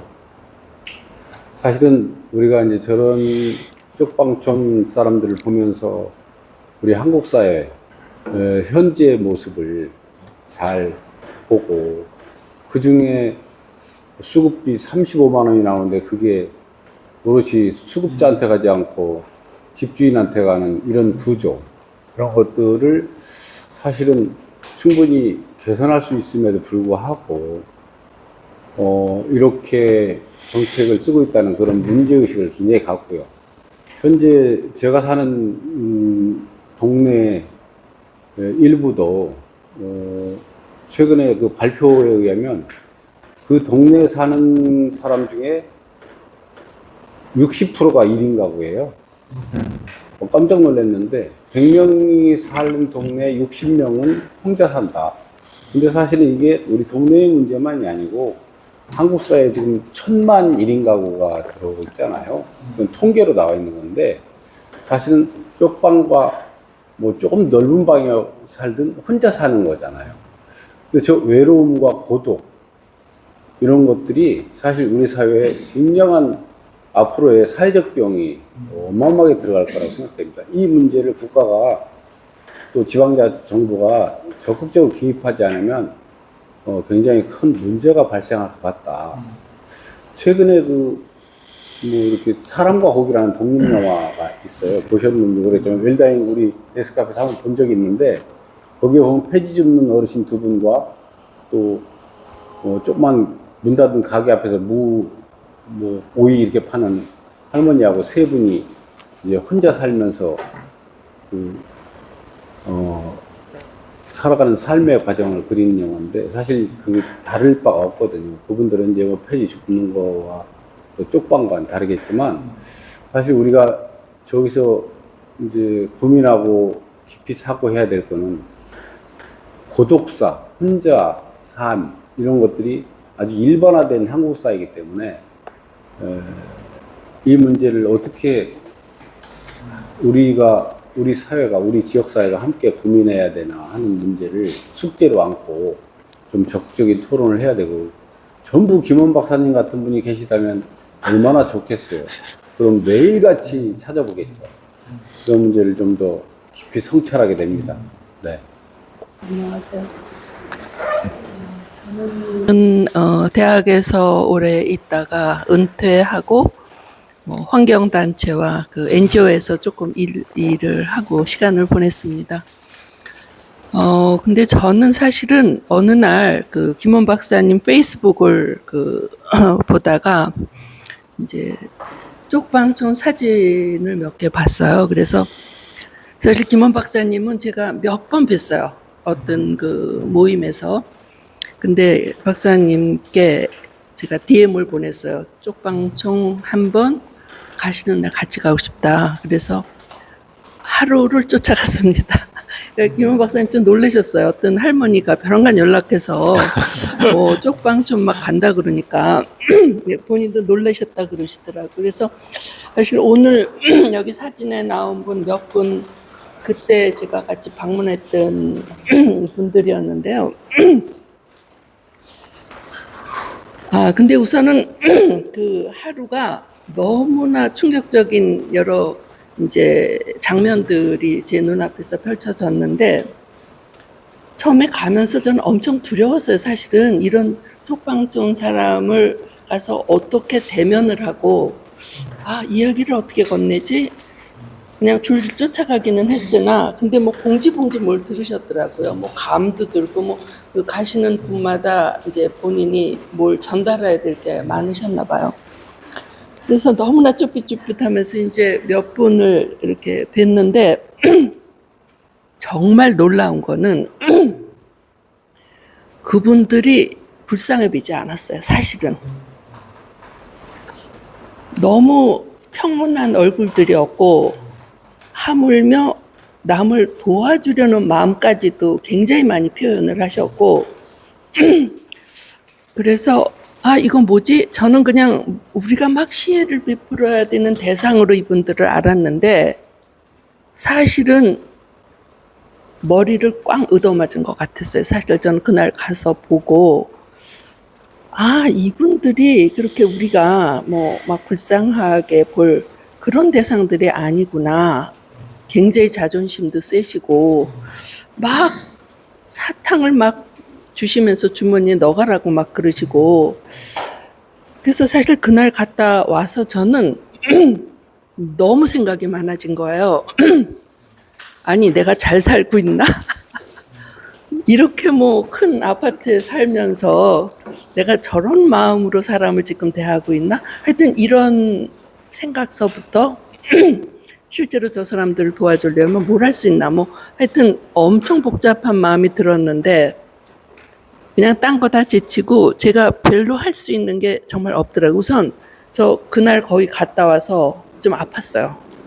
층계 너무 많이 오르락내리락 해갖고, 그래서 이걸 내가 쫓아가는 거는 좀 무리구나. 그래서 이제 우선은 김원 박사 말을 잘 듣자. 뭘 도와달라 그러면 무조건 도와주자. 뭐 어디 오라 그러면 무조건 가자. 뭐 하여튼 그런 우선 마음가짐이 생겼고요. 그래서 오면서 제가 여쭤봤어요. 주말마다 가신다 그래서 사모님이 어떻게 십몇 년을 그러고 견뎠냐. 그러니까 주말이 없는 남편이잖아요. 저는 그것도 좀 이해가 안 갔어요. 저 같으면 같이 못 살았을 것 같아요. 근데 어쨌든 사모님이 이제 상당히 많이 이해를 해 주신다는 말씀을 들었어요. 그래서 사실 이런 일 하시는 분들의 가족들을 보면 정말 다 훌륭하세요. 그래서 아마 이 일도 하실 수 있지 않나 그런 생각이 듭니다. 어쨌든 저는 이제 쪽방촌을 그래도 한번 이렇게 다녀온 사람으로서 그냥 김원 박사님 뭐 달력 팔아달라 그럼 무조건 사주시고 그런 것 좀 잘 해주시면 좋겠습니다. 고맙습니다. 네, 양두석 공동대표입니다. 저는 이제 생명운동을 하면서 여기에 나온 사망하신 분들은 이제 대부분 고독사나 병사로 돌아가신 분들도 있지만은 여기 나오지 않았지만 저는 자살로 돌아가신 분들도 꽤 있을 거라고 생각이 듭니다. 자살의 원인이 저렇게 고독하고 병들고 이러 돌아가시는데, 여기가 이제 동자동이라면은 중구청, 이 중구청이 아마 관할구청이라고 생각드는데, 지자체에서는 아까 말한 대로 수급자에 대한 35만 원만 지원이 되고, 여기 보니까 굉장히 아까 그림 그리시는 재능아들도 많고, 근데 이런 분들을 위해서의 지자체가 어떤 역할을 하고 있는지가 궁금하고요. 두 번째는 제가 이쪽 계신 분들이, 노숙자분들이 음성꽃 동네 오홍진 신부님 거기 저희들이 매년 가서 생명사랑송도 전파하고 이런 노력을 하는데, 꽃동네 가보면은 온 계신 분은 거린을 보면은 보물을 하나 발견했다 그래가지고 거린이라든가 병든 사람, 노약자 뭐 이런 분들이 굉장히 인해병원인가 큰 병원에 특히 다들 언론에 나서 아시지만은 뇌성마비, 버려진 뇌성마비를 3, 4살 때 버려가지고 40살까지 수녀가 키워가지고 교황이 오셔서 그 뇌성마비를 갖다가 지원하고 그랬었던데 그런 데하고 그런 꽃동네하고의 이런 연결체계 거기를 보니까 그렇게 병들고 이런 사람들을 그 병원에서 구원해가지고 치료해가지고 재활시켜서 사회에 이렇게 복귀시키는 그런 역할도 해서 금속 꽃동네 가보신 분들 많겠죠. 100만 평에 아주 뭐 엄청나게 시설이라든가 또 수녀님들이라든가 그 수사님들이 지원을 하고 있는데 그런 거기들하고 이렇게 연결체계 그런 거는 안 하시는지 그런 것들이 좀 궁금합니다. 이상입니다. 그냥 느낌들을 하시고요. 마지막 55분에 김원 박사님한테 말씀을 전달하겠습니다. 사실 뭐 제가 사회복지는 했지만 이제 오래 현장에서 좀 떨어져 있다 보니까 오히려 그 왜 간혹 서울에 오면 서울역 앞에 계시는 우리 노숙자분들을 뵈면서 굉장히 마음이 불편했어요. 그러면서 그냥 외면? 내가 뭘 할 수 있는 게 없는 것 같고 뭔가 그 불편함으로 사실은 외면을 했는데 오늘 이 자리에서는 제가 외면할 수도 없는 상황에 닥친 거예요. 근데 왜 그 글을 읽어달라고 말씀을 해주셨는데 제가 도저히 글을 못 읽겠는 거예요. 글을 읽으면 제가 울 것 같아요.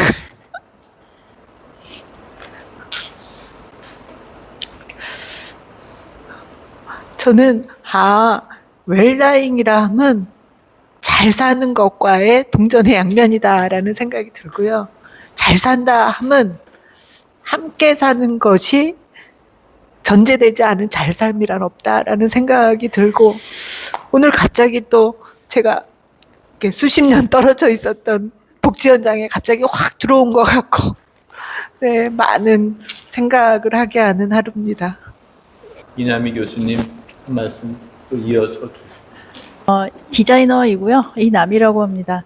이런 자리에 이렇게 어떻게 하다가 관심 어떤 말씀들을 하시는지 궁금해서 왔는데요.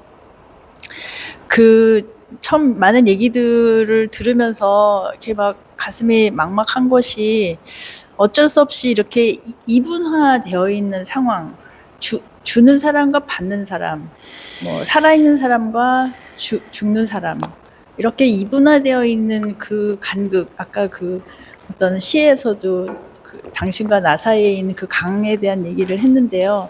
그 강을 우리가 건널 수 있을까? 이런 그 갑갑한 마음, 뭐 그런 마음이 들다가 그 뒤에 굉장히 희망적인 부분을 보았어요. 그게 뭐였냐면 이분들의 그 주민자치회를 보니까 저런 방법이어야 한다. 그러니까 주는 사람과 받는 사람, 전 자선이란 말을 너무 이제 싫어하는데 나눔이라고 고쳐서 얘기해야 된다고 생각하는데 그보다 더 나아가는 것은 이분들이 주체가 되고 스스로 자존감을 가질 수 있는 이분들이 아까 베풀 수 있고 자기 방식으로 베풀 수 있고 스스로 설 수 있는 그런 그림 안에서 우리가 같이 스며들어갈 수 있겠구나. 그렇게 되면 아까 가졌던 왜 그 강을 두고 서로를 바라보면서 건널 수 없는 강에 대한 얘기를 하기보다는 이분들이 먼저 주체적으로 자존감을 갖고 설 수 있는 그런 방법을 마련해 주는 무엇이 됐던 간에 아주 작지만 그런 방법을 마련해 준다면 지금 우리 모두가 갖고 있는 그 불편함과 죄스러움과 어떻게 할 수 없는 무기력함 같은 것들 또 위선 가식 어떻게 하든 간에 이건 난 강 이쪽 편에 있고 당신 강 저쪽 편에 있다라는 것을 극복하게 하는 그런 방법을 찾는 게 참 필요하겠구나 그런 생각을 좀 하게 됐습니다. 제가 그동안 한 9년 동안 이제 유튜브를 하면서 오늘이 가장 보람이 있었고, 오늘 이거를 집에 가서 편집할 그런 가슴 부푼 그런 경험을 해주시게 해줘서 너무나 감사드립니다. 뭐 여러 가지 이 그 현상과 해결에 대한 방법은 여러 담론이 있을 수 있겠지만 각자가 생각하는 그런 방식으로 우리가 임해야 될 것 같고요. 저는 아시다시피 그 남자 자격 청춘 합창단의 지금 명예단장이고 지금 이사장입니다. 어떤 생각이 들었냐면 우리 합창단이 유엔에도 가고 카네기 홀 공연도 하고 세계에서 가장 노래 잘하는 시니 합창단으로 우뚝 섰지만은 그 이후 그 넘어 무엇인가 지금 생각을 하게 됩니다. 바로 우리가 서야 될 자리는 바로 이런 자리가 아닐까 하는 그런 생각을 제가 굳게 하고 단원들과 상의를 해서 이런 자리에 저희들이 그 화음으로 가장 중요한 건 이분들에게 희망을 드리는 일이라고 생각합니다. 돈이 도시락이 다 필요는 하겠지만은 그거보다는 이분들로 하여금 스스로 희망을 갖고 살아야 되겠다는 의욕을 갖게 하는 일, 저는 음악의 힘으로 꽤 가능하다고 생각합니다. 제가 어쨌든 오늘 굉장히 참 감명 깊은 이런 자리에 초대해 주신 이준 박사님께 감사를 드리고요. 어차피 제가 합창단원이니까 노래 하나로서 여러분들께 그 감사의 마음을 좀 전하고자 하는데요. 여기 계신 분들은 모두가 아름다운 나라를 그렇게 예, 아름다운 나라를 전부 다 지향하시는 그런 분들이라고 생각합니다. 아름다운 나라 언제나 우리가 찾아 헤매지만은 찾은 것 같지만은 또 불쑥 눈앞에 보였다가 또 사라져가는, 그러나 다시 꿈속에서 다시 나타나는 그런 우리 아름다운 나라를 위해서 우리가 간다고 생각합니다. 아름다운 나라 거기가 어디지 잡히지 않고 보이지 않는 거기 우리 손잡고 찾아갔다가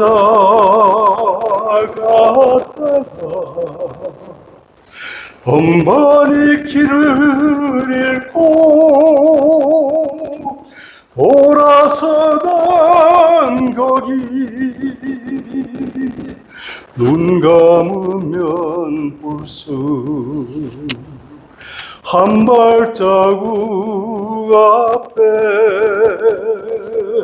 다가서는 거기 아름다운 나라. 감사합니다.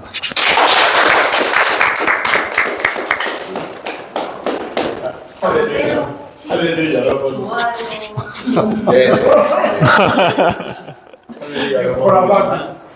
본인이 이렇게 노래 부르겠다는 처음 경험인데 아주 좋았습니다. 한 말씀 하시고 그러면 요 다음에 바로 김원 박사님 해서 8시 시간을 지키도록 하겠습니다. 저는 솔직히 처음에 조금 졸았습니다. 지금 뉴스 올라오면서 새벽에 차 타고 올라오면서 계속 갤러리 그림 감상하고 막 이렇게 걸어서 또 여기까지 걸어오고 오늘 한 10km 정도 걸었어요. 그래서 졸았는데 뒤에 정신이 번쩍 들었습니다. 그리고 가장 우리 김원 박사님 강연 중에 딱 다가오는 게 내가 느꼈던 게 내가 이때 좀 잘 살아오지 못했구나. 좀 시금방지게 살아갔구나. 내가 하는 사람의 인간을 갖다가 존엄으로 된 것이 아니고 내가 베푸듯이 살아온 것이 아닌가. 어떤 자만감. 나는 가진 자다. 나는 실패하지 않는 자다. 당신은 실패했지만은 나는 실패하지 않는 인생을 살았다. 라는 이런 자만심을 가지고 있지 않는가. 그런 식이에요. 그래서 아까 쪽방에 함부로 도시락을 던지지 말라라. 그 말씀이 정말로 충격으로 다가왔습니다. 그래서 우리가 흔히 어떤 단체에서 가서 사진 몇 방 찍고 이래 하면서 막 도착하고 그 집 고쳐주고 이래 하는데 그럼 그거 이유는 그냥 땡이에요. 사진 한 장 딱 찍고 나서. 근데 그게 나오는 어떤 시혜, 베풀으려고 하는 그 마음, 동정.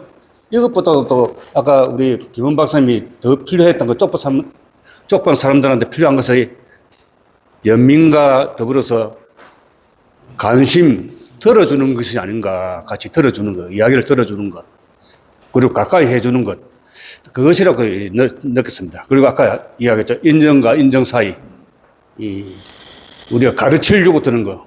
아, 당신들 참 이래야 이러면 미래에 뭐 어떻게 하면 잘 살 것이다. 라고 하는. 이래 보면 좀 제가 시건방지적인 생각을 좀 가지고 있었죠. 왜냐면 그런 사람들한테 가서 이렇게 하면 좀 잘 될 것이다. 술 먹지 말고. 이렇게 하면 될 것이다. 이렇게 했는데 이것은 가르치려고 한 것이 아닌가.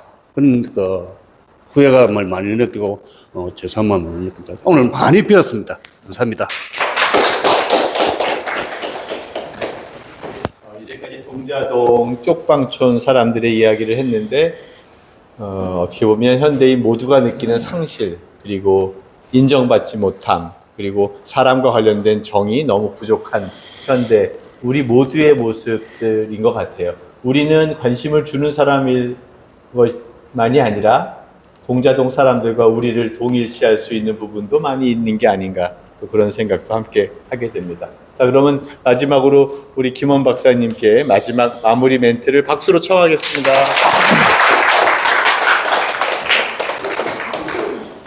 여러 같은 성원을 보내주셔서 사실은 이런 얘기하기가 참 두렵습니다. 제 자신으로 두렵습니다. 제가 오래 다녔다고 하지만 전들 다 알 수 없는 거고, 그 개개인의 수백 명이 있는 그 부분을 다 알 수는 없는 거고, 여전히 많이 사진 찍는 것조차도 사실은 많이 두렵고 조심스럽습니다. 근데 이게 시간이 오래 가다 보니까 저한테 사진을 찍어 달라는 분들이 많이 생기더라고요. 처음에는 때려 죽이려고 그럽니다.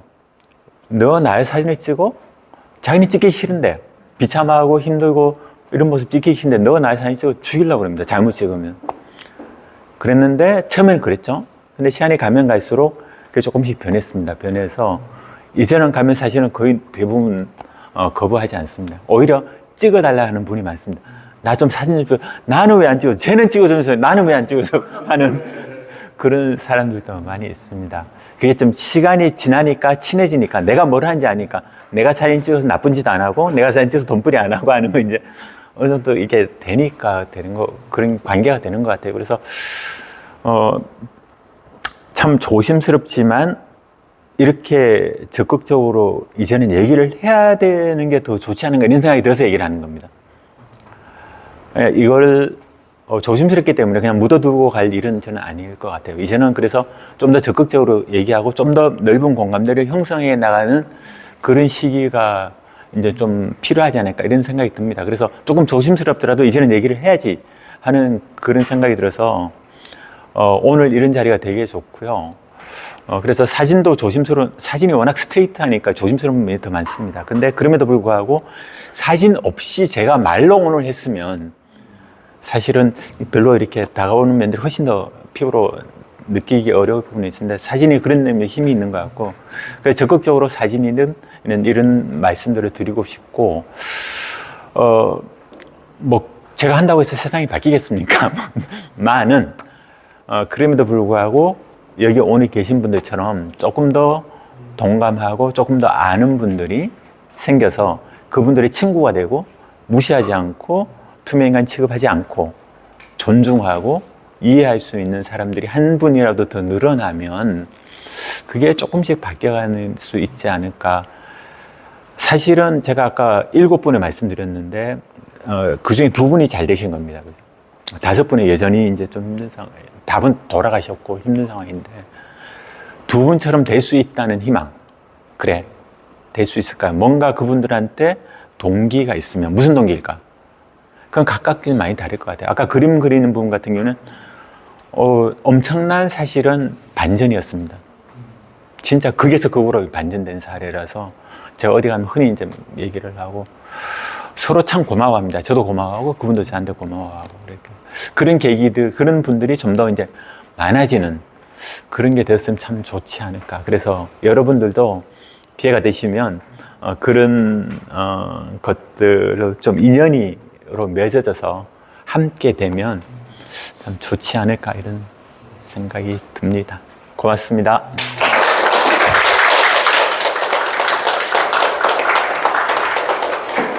그렇게 보면 10여 년 전에 김원 박사님과 제가 처음 서울시의 업무를 통해서 만났는데 그때는 막혀있는 한강에 신곡 수중보를 폐체하는 큰 거대한 메가 프로젝트를 시행하는 가장 전문성이 높은 박사님이셨어요.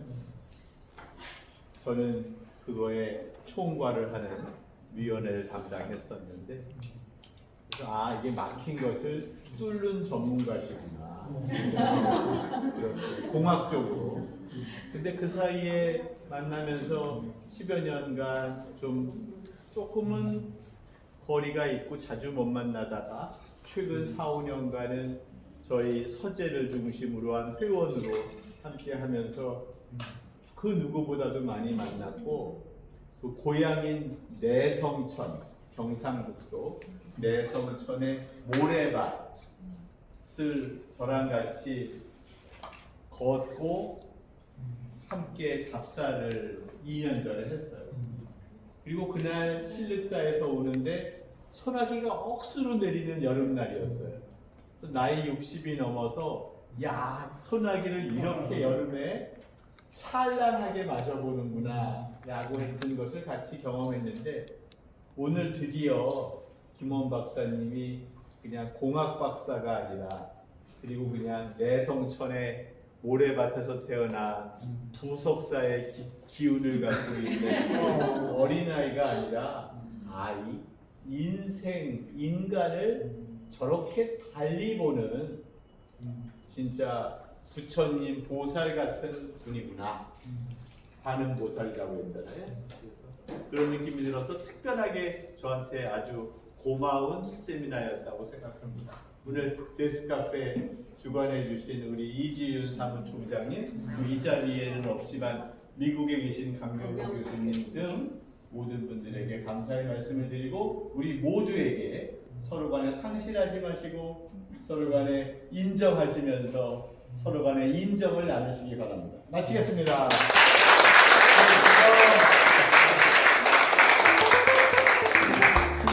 오늘 동자동 쪽방촌을 보면서 마음 한구석이 무거워졌습니다. 우리는 잘 사는 것만을 얘기하지만 바로 우리 곁에는 이렇게 살아가는 이웃들이 있습니다. 누구의 잘못을 따지기 전에 한 번쯤 돌아봤으면 합니다. 나는 이웃을 얼마나 바라보고 있는가? 우리 사회는 함께 가고 있는가? 동자동 쪽방촌이 우리에게 던지는 질문입니다. 우리는 무엇을 생각해야 하는가? 그리고 무엇을 해야 하는가? 오늘 영상은 이 질문으로 마치겠습니다. 권대혁TV였습니다. 오늘도 행복한 하루 되십시오. 감사합니다.